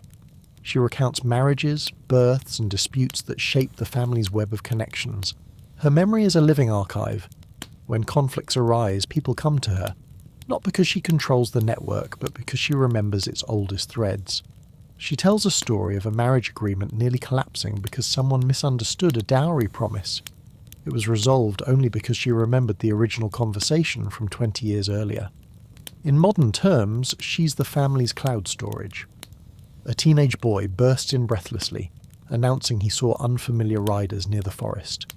Instantly, the adults exchange serious glances. He's asked what the riders looked like, which direction they travelled, whether they carried banners. His observations might influence decisions about travel, livestock, security. Kinship networks rely on situational awareness. Every family member, even a child, contributes. The boy describes them as merchants, and everyone relaxes. That single update ripples outward quietly, relieving tension the way a notification clears a worry. Soon after, the conversation shifts to a cousin living 2 villages away. She recently sent a basket of dried fruit as thanks for help during the last harvest. Gift exchange is a language of its own. A basket isn't just a gift, it's a message. We're thinking of you. We remember. We reciprocate. Gifts maintain ties that distance threatens to loosen. Through gifts, relationships stay active. Through relationships, information stays fresh. You follow the grandmother outside as she walks toward a neighbouring farmhouse. She explains that kinship networks extend beyond blood. Close friends, godparents, sworn siblings, foster relationships, all become part of the communication mesh. She knocks softly at the door of a home belonging to a woman she calls her milk sister, someone she shared wet nursing duties with decades ago. They greet each other like siblings. They share news about relatives, trade a small bundle of herbs, and pass along updates about upcoming gatherings. This connection, formed in early childhood, has lasted a lifetime. You realise kinship here isn't rigid. It adapts, expands, evolves, and enfolds anyone who proves trustworthy. At the next house, you meet a man repairing a fence. He introduces himself as a distant relative of the grandmother. When you mention something you heard earlier about a marriage proposal, he fills in more details, adding his own perspective. You notice how information moves, not linearly, but circularly. A story goes to one relative, loops through another, picks up context, returns enriched. This circular movement prevents data loss, reinforces memory, and builds consensus. If multiple relatives say the same thing, it becomes accepted truth. If not, well, family discussions happen, which can last until the cows come home. A flock of geese waddles across the path, announcing themselves with honks that could wake the dead. A woman chasing them waves you aside and shouts that her daughter's husband's parents, yes, that is exactly the kind of relational precision kin networks require, heard that the Lord Steward was seen examining fields. This implies new taxes, and the news spreads like sparks on dry hay. Within minutes, neighbours are discussing strategies, storing extra grain, adjusting planting schedules, preparing petitions. Information, even incomplete, fuels decisions. You wander further, stopping at a small home tucked near an orchard. Here you meet a newly married couple settling into their first shared household. They tell you how marriage expanded their world overnight. The bride now has new obligations, new information channels, new allies. The groom, too. They laugh nervously as they explain how both families have sent advice. Hundreds of small instructions, warnings, and blessings. Their home is filled with starter gifts, each carrying symbolic meaning. Jars of honey for sweetness, herbs for health, cloth for warmth. These objects don't just decorate the house, they transmit values and expectations. In a pre-phone world, symbolism is communication. As you walk back toward the main road, the sun begins to descend. You watch as families gather outside their homes, talking, working, eating together. Children chase chickens, elders swap stories, parents, Discuss plans for tomorrow. Every interaction strengthens ties. Every tie strengthens the network. Kinship doesn't require schedules, platforms, or tools. Its bandwidth is emotional. Its reliability comes from obligation. Its reach extends through marriages, favours, shared history, and mutual dependency. Before you leave, the grandmother stops you. She presses a small woven charm into your hand, a simple token meant for protection. She tells you it's a tradition in her family to give travellers something to carry, so our voices follow you wherever you go. You thank her, feeling the weight of centuries of human connection in something so small. Kinship networks aren't flashy. They're slow, steady, deep. They hold people together because they answer the oldest question in human communication. Who can I trust? And trust, you realise, is the strongest network of all. You leave the kinship cluster behind, following a narrow dirt path that dips between orchards and gently rolling fields. The air shifts again, not as noisy as the workshops, not as solemn as the churchyard, not as chaotic as the market. Here, the atmosphere is softer, warmer, almost ritualistic. You're entering the realm of hospitality and gift exchange, the quiet but powerful engine that keeps pre-phone social networks alive across distances. If kinship is the backbone, hospitality is the heartbeat. It creates the glue between families, neighbours, allies, travellers, and strangers who may become something more. And in a world without phones, staying connected requires more than information. It requires generosity. The first sign you're in a hospitality zone is the smoke curling from an outdoor oven beside a large farmhouse. A woman stands over it, pulling flatbreads from the heat. When she sees you, she smiles and gestures you closer. She asks where you're travelling from, how long you've been on the road, and whether you've eaten. The moment you admit you haven't, she hands you a warm bread and waves you toward a wooden bench. She doesn't know your name. She doesn't need to. Hospitality here isn't a question, it's a reflex. As you eat, she chats with practiced ease. She tells you her family's home is known as a resting place for travellers. Not an inn, not a business, just a house where weary people are fed because a fed traveller spreads goodwill, carries stories, and offers news when they return the favour. Her kitchen is a hub of soft power. Every loaf she shares ties someone new into her family's network. She knows this. She's proud of it. A man joins her, carrying a jug of watered wine. He explains how hospitality acts as a communication booster. When travellers eat at his table, they share updates, warnings, and stories that never reach official messengers. Some talk about political shifts, others about weather patterns, others about personal troubles or successes. He remembers them all. After guests leave, he repeats the stories to neighbours, who repeat them to their kin, who repeat them to their guilds. The bread you're chewing now is part of a much bigger system. A group of children runs past, giggling as they chase a goose, who looks like it deeply regrets its life choices. One child stops near you and announces proudly that last night, a caravan from far away stayed with them. She describes, in breathless detail, the gifts exchanged: spices, carved trinkets, and a piece of cloth dyed an impossible shade of blue. Her mother corrects her gently, saying it was more green than blue, but the child insists she is right. Hospitality is how children learn the network. They watch adults trade food, favours, and objects. They learn that sharing maintains social bridges. Even their memories, wildly inaccurate but enthusiastically delivered, become part of the oral infrastructure. You follow the main path deeper into the village until you reach a communal hearth, glowing with embers as neighbours prepare a midday meal. A pot of stew simmers, sending up a comforting aroma of meat, onions, and herbs. Several women and men work together, chopping vegetables, stirring the pot, and rolling dough. They beckon you closer, offering a bowl and a place near the fire. Within minutes, you're part of the circle. Conversations flow easily. Someone mentions a guest who stayed with them the previous week, a fisherman fleeing a storm along the coast. They recall how he warned them the winds were changing. 2 days later, his prediction proved right. They credit his warning with helping them store their grain early. Another person recalls a wanderer who brought a new knitting technique to their village. They still use it today. Food, you realise, isn't just nourishment, it's a communication protocol. Sitting together to eat creates trust. Trust enables information to move.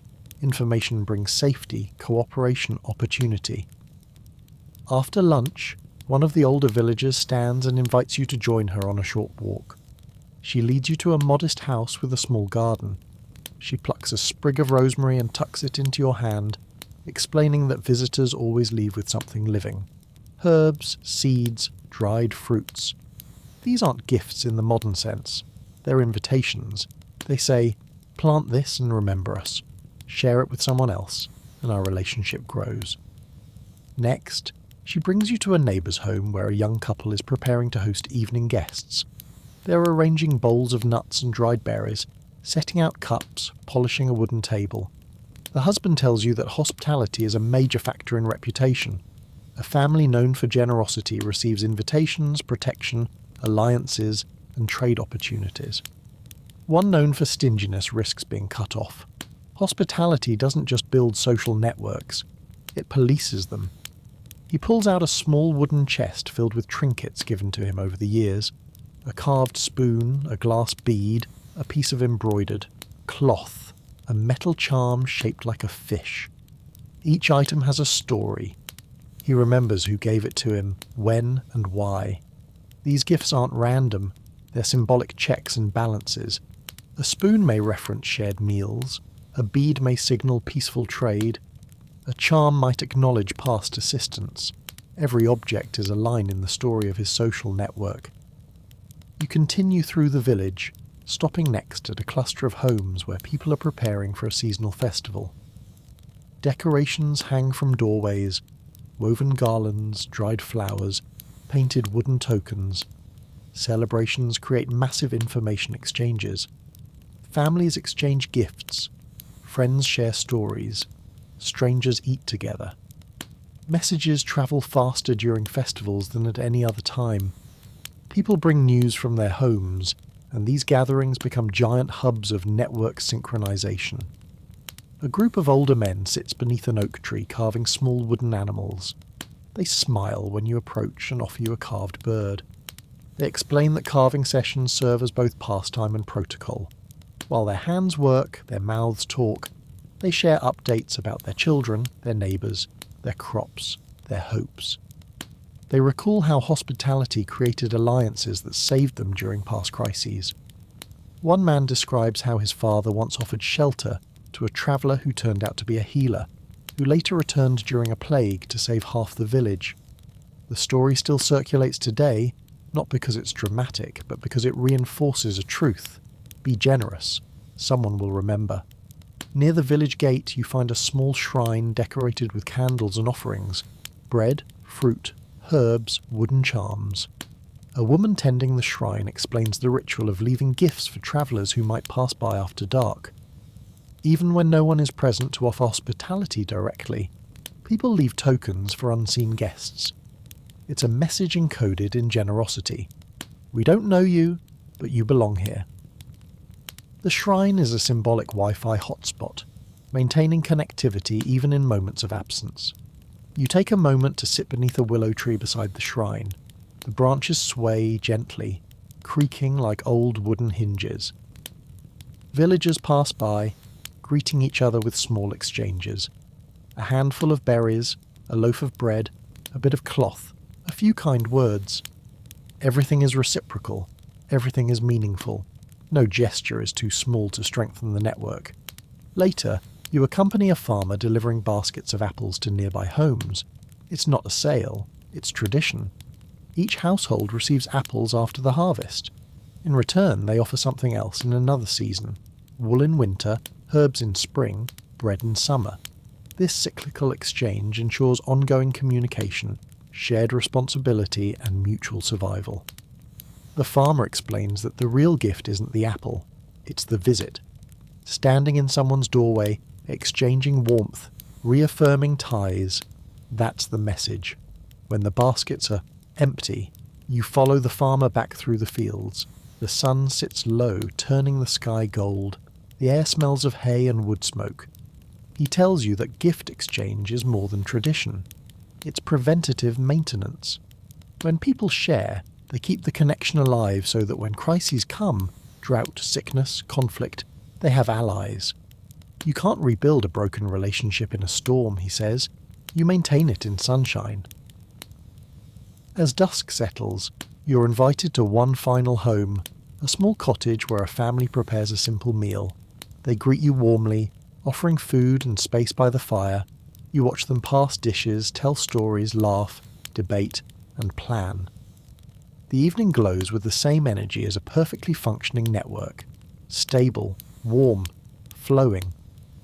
When you eventually rise to leave, they hand you a small cloth pouch filled with dried herbs. A gift for the road, a message without words, a reminder that generosity is not a transaction but a thread woven into human connection. And as you step back into the twilight, the truth settles into your chest. Hospitality is how strangers become allies. Gifts are how allies become family. And relationships are how a world without phones stays impossibly, beautifully connected. You wake the next morning with a quiet sense of anticipation tugging at you. Not the kind stirred by taverns or markets, but the subtler pull of curiosity, intellect and conversation.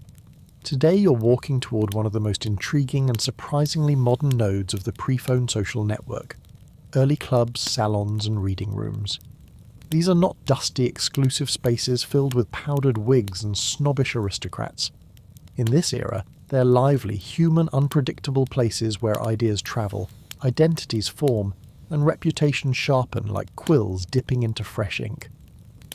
The road toward town narrows before widening again as you reach a small but bustling neighbourhood tucked behind the merchant quarter. The first building that catches your eye is a modest two-storey house with a painted sign dangling above the door, a steaming cup carved in wood. You step inside and immediately inhale the mingled aromas of roasted beans, warm milk, stale bread, and the lingering scent of yesterday's arguments. These early cafes aren't just for drinking, they're for thinking. Inside, a dozen people crowd around mismatched tables. Some sit hunched over clay cups, whispering, while others debate loudly enough to shake the rafters. You slide into an open seat beside a group of traders and scholars, engaged in a heated conversation about regional grain prices, and whether this year's strange weather patterns will ruin next season's harvest. One scholar waves his hands dramatically, insisting he has evidence, which you notice consists entirely of overheard conversations and strong personal conviction. Still, everyone leans in. Knowledge here doesn't require credentials, just confidence, presence, and the willingness to argue politely until your tea cools. In the corner, a young man unrolls a book copied by hand. A few others gather round, not because they can all read, but because reading aloud is a communal act. He begins reciting a passage about foreign lands and strange customs. People listen with rapt attention, weaving the words into their worldview. Reading rooms in this era are magic portals, and they operate without silence. Reading here is performance, debate starter, and social bonding ritual rolled into one. As you sip from a cup someone pushes into your hands, you notice how information moves differently in a cafe. It's not shouted like in a market or delivered solemnly like in a church. It's shared in measured sentences, half-thoughts, theories, speculations. People ask questions, they challenge each other, they update one another. In many ways, these cafes are the comment sections of the medieval world, except everyone is shockingly polite and occasionally brings pastries. A merchant bursts through the door now, panting from his walk. He calls for everyone's attention and announces that he has just returned from a port town where a new ship arrived carrying exotic goods. The cafe erupts. People bombard him with questions. Did he see the fabrics? How many crates? What spices? Which traders? Were there rumours aboard the ship? Was anyone sick? This moment, fleeting but electric, transforms the cafe into a news broadcast studio, complete with passionate commentary and speculative theories about what the arrival means for trade routes. When the excitement settles, you slip out and follow a narrow alley toward a quieter building. A small home converted into what the locals call a gathering room. Inside, people sit on benches arranged in a circle. Oil lamps cast warm pools of light. The atmosphere is more deliberate here, like stepping into a conversation already in progress. A woman stands at the centre, reciting a poem she composed about the changing seasons. People nod thoughtfully. When she finishes, they discuss her metaphors, her imagery, the possible deeper meaning behind one phrase. It feels like a small university, except everyone is barefoot, and half of them arrived carrying baskets of vegetables. After poems come discussions. One man shares a tale he heard from a travelling monk about a distant famine. Another describes a new method of preserving food. Someone else talks about a local dispute between two families. Information here doesn't spread chaotically. It's curated by the group, examined, weighed, tested, refined. This is a salon in its earliest form, a space where you don't just consume information, you shape it. A woman with tightly braided hair approaches you afterward and asks what topics interest you. You mention you've been travelling through different nodes of the pre-phone network. Her eyes sparkle. She tells you salons serve a unique purpose. They allow communities to coordinate their understanding of the world. People talk, she says, but here we think. You nod, aware that this difference is subtle but profound. You leave with her and follow a footpath leading uphill to a structure that surprises you. A small wooden building designed solely for reading. A reading house, she calls it. The architecture is simple but intentional. Open windows for light, long tables for manuscripts, walls lined with scrolls donated or copied by locals. Inside, the air is thick with the smell of ink and old parchment. Two men sit reading silently, occasionally lifting their heads to ask each other questions or share insights. Others gather nearby, waiting for someone to finish reading so they can hear the text recited. You sit beside a young apprentice copying a text about medicinal herbs. He works slowly, carefully, pausing often to re-dip his quill. He tells you he shares every copy he makes with the herbalist circle, and they share updates with him in return. Reading rooms don't just spread ideas, they preserve them. They're decentralized archives, guarded by passion and wax seals instead of servers and firewalls. When a middle-aged woman finishes reading a scroll, she begins reciting it aloud to the small crowd that has formed. The text describes the stars, their patterns, their meanings. Listeners murmur with interest. One man challenges the scroll's claim that a particular constellation foretells drought. A debate begins, lively but respectful. You realise you're witnessing early science communication. Messy, communal, full of disagreement, and carried entirely by people's willingness to consider new perspectives. Outside the reading house, you find a group of young men scribbling notes with charcoal on scrap parchment. They're practising arguments for tonight's gathering, where they'll debate whether a nearby lord's tax increase is necessary or corrupt. They treat this with the seriousness of a courtroom trial. Their practice is earnest and surprisingly rigorous. They tell you salons elevate the community. People learn how to speak clearly, listen carefully, and disagree without turning into sword-waving lunatics, a skill you suspect is still rare centuries later. You walk further uphill and arrive at the most vibrant intellectual hub of all, an early public hall where people gather for disputations, structured debates modelled loosely on monastic traditions. Inside, benches face a central platform. The crowd is mixed, young and old, rich and poor, literate and not. Today's topic is announced. Is the weather's unpredictability a sign of divine displeasure or natural cycles? You brace yourself. The first speaker, an elderly man with bright eyes, argues for divine explanation, citing scripture and personal experience. The second, a young woman with parchment-stained fingers, argues for natural cycles, referencing traveller reports and harvest patterns from several regions. The crowd reacts, murmurs, laughs, gasps, leans forward. The debate isn't about winning, it's about learning. People attend these disputations to update their understanding of the world, and the speakers? They gain reputation, influence, even better marriage prospects depending on how well they argue. After the debate, conversations spill into the courtyard.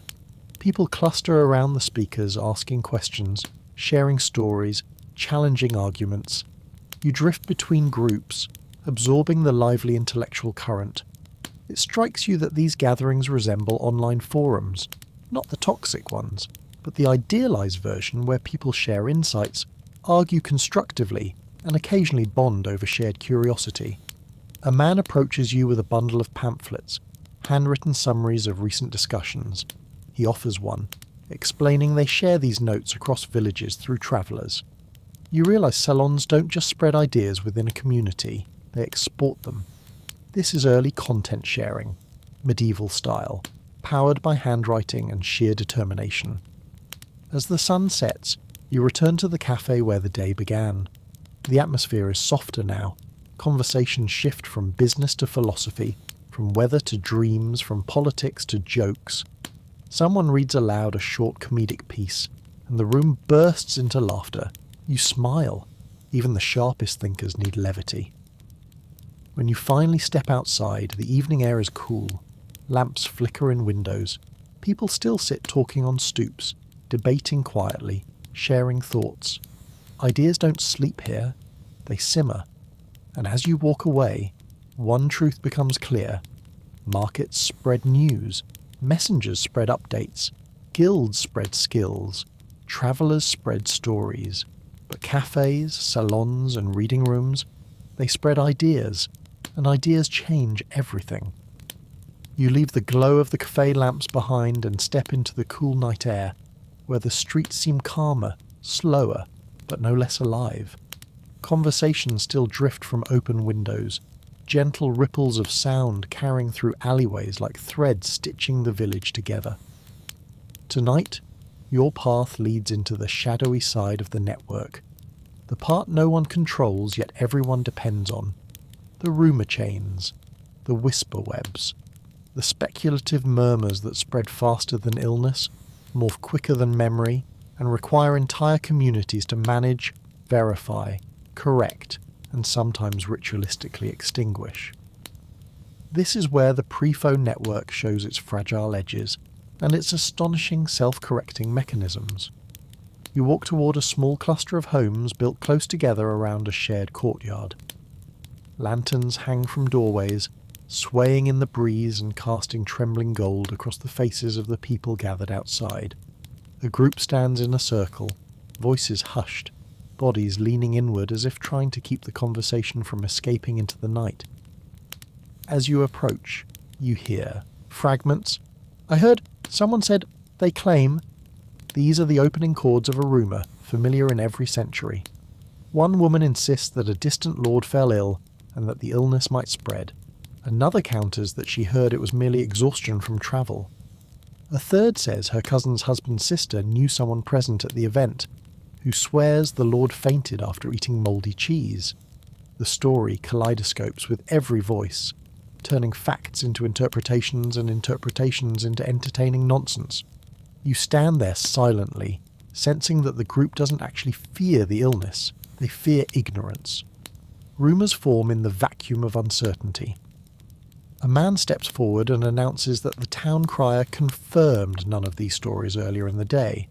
A collective sigh ripples through the group, and then, predictably, someone says, "Well, he would deny it, wouldn't he?" You almost laugh. Medieval skepticism is alive and thriving. You move deeper into town, following an alley lined with gardens. A pair of teenagers sits on a low wall, whispering with the urgency of people convinced they've stumbled upon a conspiracy. They claim the miller was seen carrying sacks of grain under moonlight. They think he's planning to manipulate the market by hiding supplies. One insists she saw him. The other nods solemnly. When you ask an older woman passing by, she rolls her eyes and tells you the moonlit grain theft is actually the miller helping a neighbour fix a collapsed barn wall. She says she already scolded the teenagers earlier, but rumours are persistent, especially when they're dramatic. Rumour correction, you learn, happens constantly. Not through formal announcements, but through layers of social verification. People compare stories, household to household, guild to guild, traveller to local farmer, merchant to priest. When details conflict, someone asks the person most likely to know: a witness, an elder, a guild master, a travelling merchant familiar with the region, or the priest who seems to know everyone's business whether he wants to or not. You stroll toward the well-lit square where a group of women gather around a long bench, each holding a spindle or embroidery hoop. Needlework gatherings double as rumour filtration systems.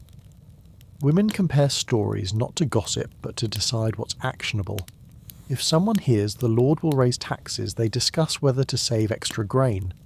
If someone hears wolves were spotted near the woods, they decide whether to keep livestock in their barns. Rumours here aren't frivolous. They're early warning systems with emotional flair. An elderly woman taps the bench beside her and invites you to sit. She explains that every village has anchors, people known to tell the truth, avoid exaggeration, and remember details accurately. Anchors can be midwives, guild masters, elders, or travellers with reputations for fairness. When rumours grow messy, communities consult their anchors. They cross-reference, they hunt for contradictions, they reconstruct the truth piece by piece. It's the medieval version of fact-checking, except it involves fewer footnotes and more pointed glances. Just then, someone arrives breathlessly with news that a travelling merchant saw soldiers on the road. Everyone gasps, but instead of panicking, the women turn to the elder. She listens calmly and says she already heard from the baker's wife, who heard from a peddler, who heard from the merchant himself, that the soldiers were simply escorting an official, not marching to war. The group relaxes. Fear dissipated, rumour de-escalated, all because the anchor weighed in. You leave the square and head toward a large house, where laughter bursts into the street. Inside, a dozen people sit around a long table, eating stew and trading stories. At first, it seems like a lively dinner, but then you notice that half of them are telling versions of the same event. You catch phrases like, "That's not what I heard," and "No, it happened 2 days ago," and you're mixing up two different stories. This isn't just a feast, it's a rumour reconciliation session. People air conflicting accounts, and the group reassembles a coherent narrative. By dessert, everyone will agree on the same version of events, whether or not it's accurate. Consensus is king. Across town, a small group is gathered outside the home of a healer. She stands on the doorstep, arms crossed, addressing a rumour that one of her herbal mixtures causes hallucinations. She explains, clearly exasperated, that the hallucinations only occur at triple dosage, and only if someone drinks strongly fermented ale immediately afterward. She points at one unfortunate man in the crowd who immediately looks at his shoes. The healer's correction spreads quickly because healers carry authority. Within hours, everyone will know the poisonous potion rumour was just a matter of poor self-control. Your path takes you next to a small chapel, where a monk sits with a group of villagers, patiently explaining that the rumour claiming a comet predicts doom is based on outdated interpretations. He shares alternative meanings: prosperity, peace, significant change. People murmur thoughtfully. Rumours that involve cosmic forces require spiritual verification. Monks, priests, astrologers, and sometimes storytellers act as interpreters, calming panic by reframing fear into narrative. As night deepens, the rumour network becomes more playful. Younger villagers gather near a communal fire, sharing ghost stories, pranks, and exaggerated claims about animals twice their actual size. These rumours are less about fear and more about bonding. You listen as a boy insists he saw a fish, as long as a cow. Another kid tries to top him with a tale about a chicken laying an egg made of gold. The adults in the background laugh quietly and let them talk. These rumours won't be corrected, they don't need to be. They're imagination training disguised as nonsense. Still, not all rumours are harmless.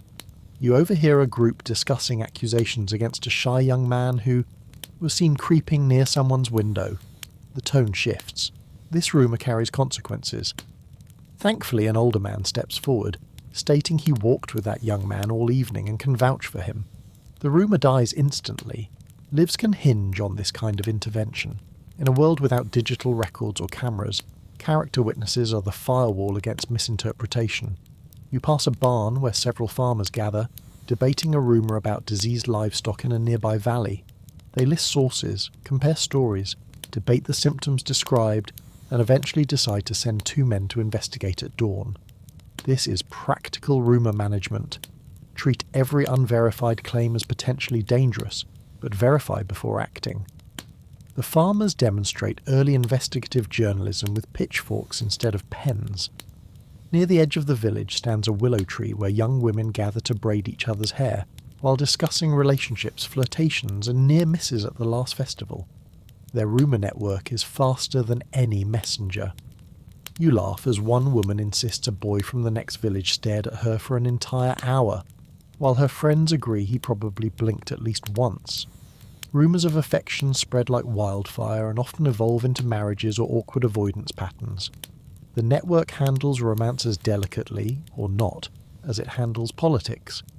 Eventually you reach the main road again, where a man stands beneath a lantern telling a group that he heard travellers say a nearby town discovered gold. The crowd gasps. You catch yourself reacting too. Then you watch as a village elder steps forward, sighs deeply, and says he heard the same rumour 30 years ago. The crowd groans, disappointment rippling through them. Rumours repeat across generations, looping like familiar melodies. People learn to recognise the old tunes. You pause, taking in the scene. Rumours ignite curiosity. They expose fears. They reveal what people hope for and dread, but they don't run wild forever. In this pre-phone world, communities constantly evaluate, correct, filter, and reframe the stories they hear. It's slow, human, messy, yet astonishingly resilient. You realise something as you walk into the quiet night. The rumour network isn't a flaw, it's a feature, a stress test, a mirror, a conversation starter, and a reminder that truth has always been a team effort. You wake before sunrise, stirred by a strange hush hanging over the village, an uneasy stillness that feels like someone has pressed a giant pause button on the world. No hammering from the workshops, no chatter from early risers. Even the chickens seem confused, clucking softly as if debating whether to come out yet.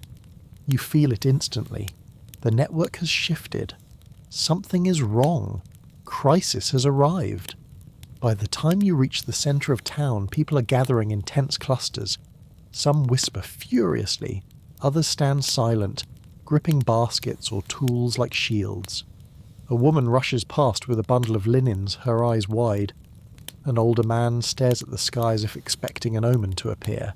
You stop one of the farmers who looks particularly rattled, and he tells you breathlessly that a rider arrived before dawn with news. Soldiers have been spotted near the valley road.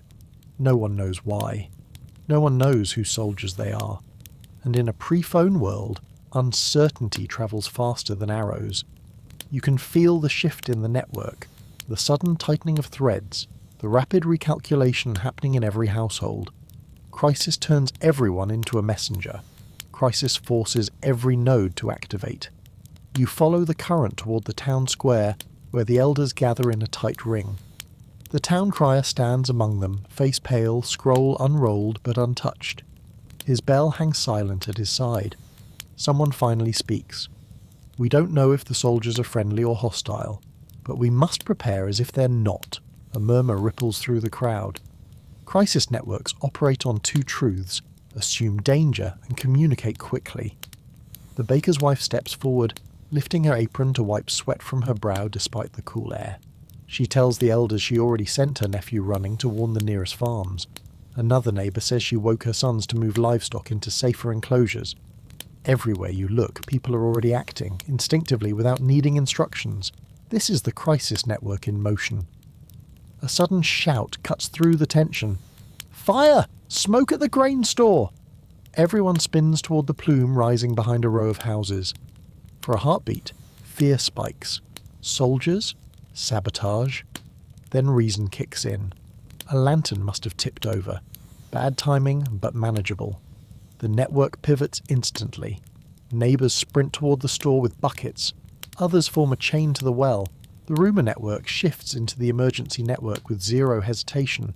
You join the chain, passing bucket after bucket. The rhythm is frantic but coordinated, like a heartbeat pounding under stress. Within minutes, the flames taper, smoke thinning into harmless wisps. People cough and wipe their faces, and then, without needing discussions or orders, they return to the main crisis. This is how humans behave when something threatens them. They synchronize. The elders begin organizing people into groups, one to gather supplies, one to send runners, one to scout the valley road. You follow a group of scouts as they arm themselves with pitchforks, staffs, and the kind of courage that arrives uninvited but necessary. They move quickly, quietly, splitting into pairs as they head toward different lookout points. You go with two older men who seem to know every contour of the land. They speak softly as they walk, sharing memories of past threats. A bandit raid years ago, a plague winter when people barricaded themselves indoors, the time a rival lord's men passed through without warning. They explain that crisis networks depend on memory as much as action. Past disasters teach future preparation. When you reach a hill overlooking the valley, you crouch beside them. They scan the horizon with narrowed eyes. One mutters that shadows look wrong today. The other says it's just nerves. Both fall silent. Minutes stretch. Then, movement. Not soldiers. Not yet. But a cluster of figures emerges from the trees. You hold your breath. As they draw nearer, you recognize the mismatched clothing, the heavy sacks, the exhaustion in their gait. Refugees, families from a distant village. You hurry down with the scouts to meet them. The refugees look shaken, clothes muddy, faces streaked with fear and dust. When asked what happened, they speak in overlapping bursts. Their village saw armed riders last night. No one knew who they served. People panicked. Some fled. Others hid. One of the refugees, a man clutching a toddler, says he saw a banner with unfamiliar colours. Another insists he saw no banner at all. A woman says she heard shouting in a foreign tongue. Misinformation swirls, but the feeling is clear. Danger is near. The scouts escort them back to town. The arrival of refugees ignites another shift in the network. Empathy becomes a communication channel. People rush forward with blankets, water, bread. Even in crisis, hospitality asserts itself. You watch the tension in the refugees' shoulders ease as villagers touch their hands, speak gently, offer safety. In crisis, the social network becomes an emotional network, anchoring people through kindness. Once the refugees are settled, the scout groups return with updates. One reports hearing distant horse hooves, another claims to have seen glints of metal. The council listens, filtering panic from facts. The rumour chain threatens to spiral again, but now people know how to manage it. Information is repeated slowly, verified publicly, cross-checked against each scout's account. As mid-morning heat rises, the network anticipates needs before anyone speaks. Children are ushered indoors, animals are moved to enclosed yards, tools are gathered into central locations. You help stack sacks of grain near the church, which, thanks to its stone walls, serves as the community's emergency stronghold. A messenger arrives from a neighbouring village, breathless and wild-eyed. He reports that soldiers passed by them without stopping. A relieved ripple passes through the crowd, not hostile then. But the messenger adds they carried a wounded officer. They were likely seeking a healer. Suddenly the network realigns again, this time around caregiving. The healer rushes to prepare her supplies. Volunteers gather cloth, herbs, and tools. Just when the tension begins to fade, a shout echoes through the square. "They're here!" Everyone freezes. A line of horsemen rides into view, not charging but approaching steadily. Their armour glints in the sun. A white cloth tied to the lead rider's spear flutters in the breeze. A peace marker. The collective exhale could shake dust from rooftops. The leader dismounts slowly, hands open. He explains that they are escorting an injured officer and seek help. He apologises for the fright their presence caused. You watch the villagers' faces shift, from fear to uncertainty to guarded curiosity. Then something remarkable happens. The crisis network transforms into a hospitality network in under 10 seconds. People offer water, space, assistance, a safe place to rest. The healer steps forward without hesitation. The villagers who earlier prepared makeshift weapons now carry food and blankets. Crisis has forged unity, and unity radiates outward. As soldiers settle in, information flows again, calmer, clearer. The officer slipped on rocky terrain, nothing more. They had avoided lighting torches to keep from drawing enemies, which explains the refugees' fear. Misunderstandings, misinterpretations, shadows shaped like threats. The network breathes again. Later that afternoon, the soldiers share news from their region. The villagers share news from theirs. Children giggle at the sight of horses. Refugees thank their hosts.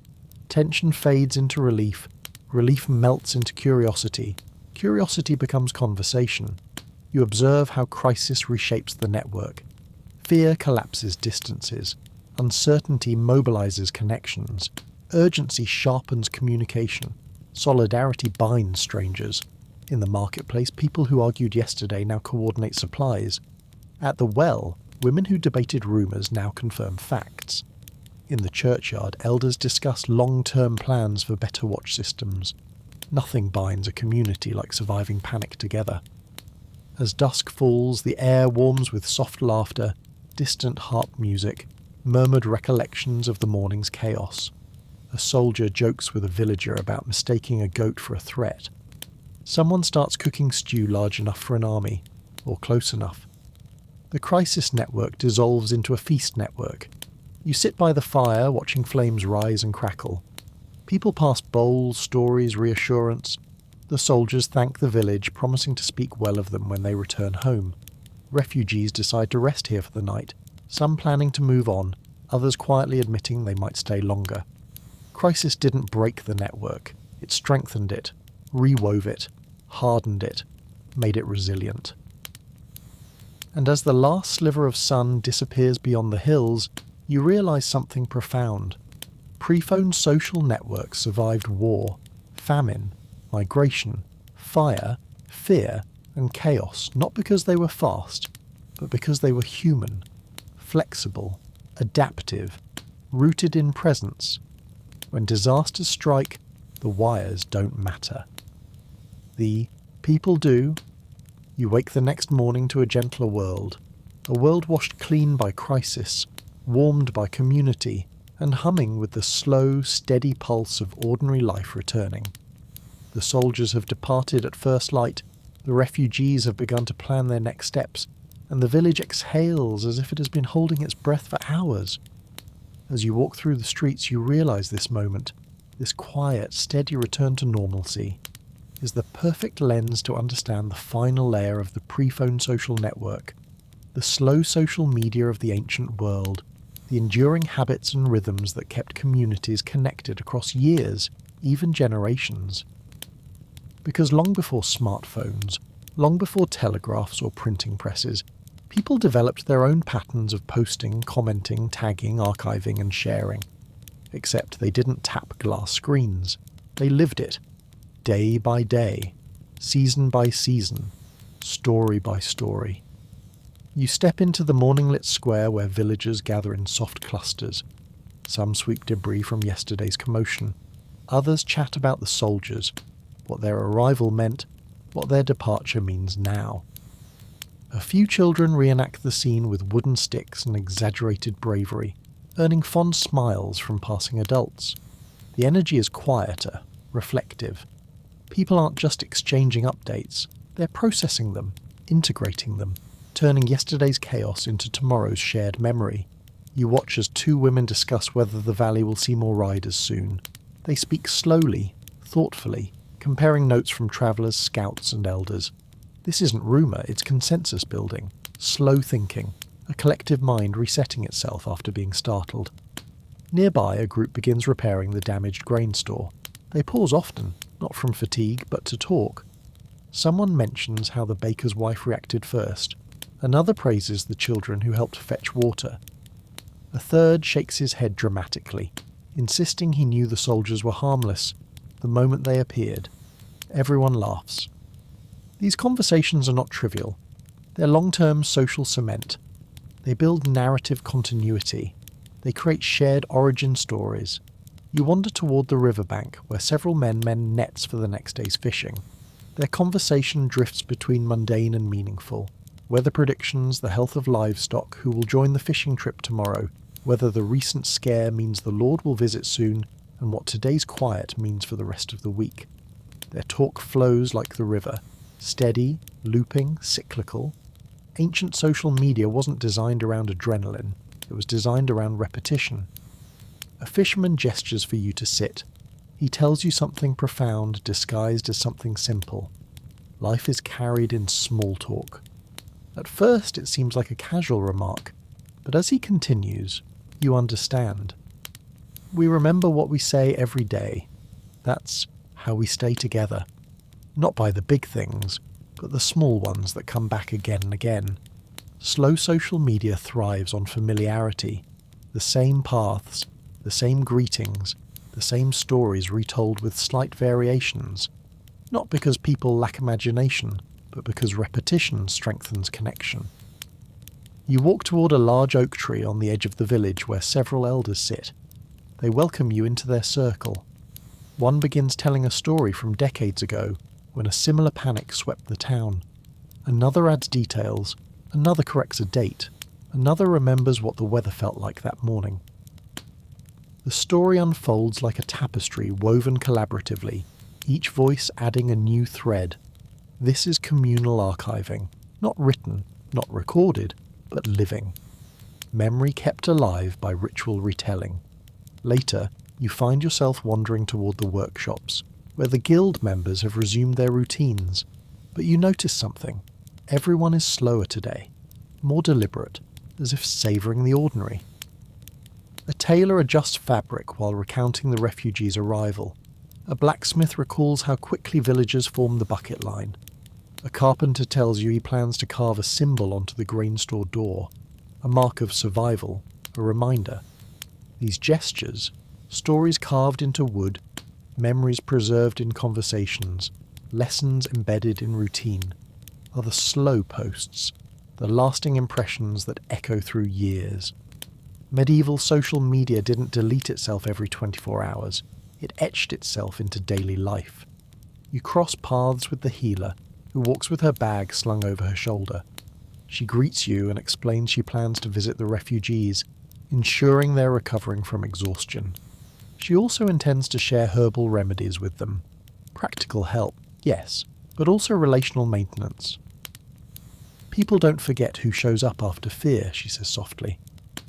You follow her for a moment, listening as she talks about how information shared during crises becomes the foundation for future trust. When someone helps, that kindness spreads through the network. When someone hides, that too becomes part of the collective memory. The community learns, adapts, tightens, shifts. You return to the square just in time to see merchants setting up their stalls again. Their presence feels symbolic, like reopening a town-sized timeline. A clothier laughs as she retells her overblown reaction from yesterday. The spice seller claims he wasn't scared at all, despite evidence to the contrary. People tease him gently. The marketplace becomes a forum once more, people posting themselves through jokes, stories, gestures and laughter. Slow social media lives in these rhythms, daily greetings, weekly markets, seasonal festivals, annual rituals, generational stories. Each cycle reinforces connection. Each repetition strengthens memory. Each shared moment builds a network not of lines or signals, but of human presence. And now, the day begins to exhale again. The sun lowers. The village softens. People gather for evening meals and a hush trickles across the fields. The world settles into a gentle, breath-like quiet, the kind that drifts across rooftops and between branches with the softness of a lullaby.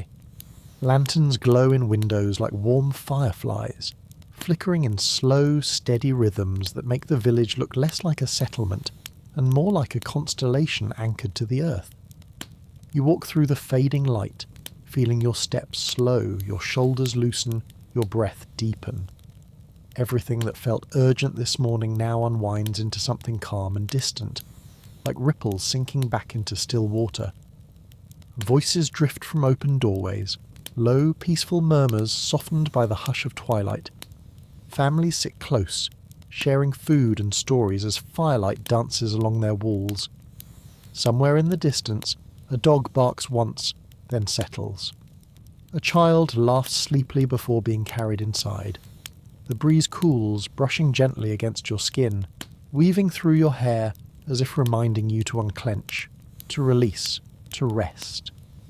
You pause beneath the old oak tree, its leaves whispering above you in long, slow sighs. The day's stories float upward through the branches, rumours resolved, fears soothed, connections tightened. Everything that mattered today will return tomorrow, not with urgency, but with the steady heartbeat of a community built on presence. You feel yourself sinking into that rhythm, letting it steady you. As the last light fades, the village becomes a warm cocoon of trust and memory.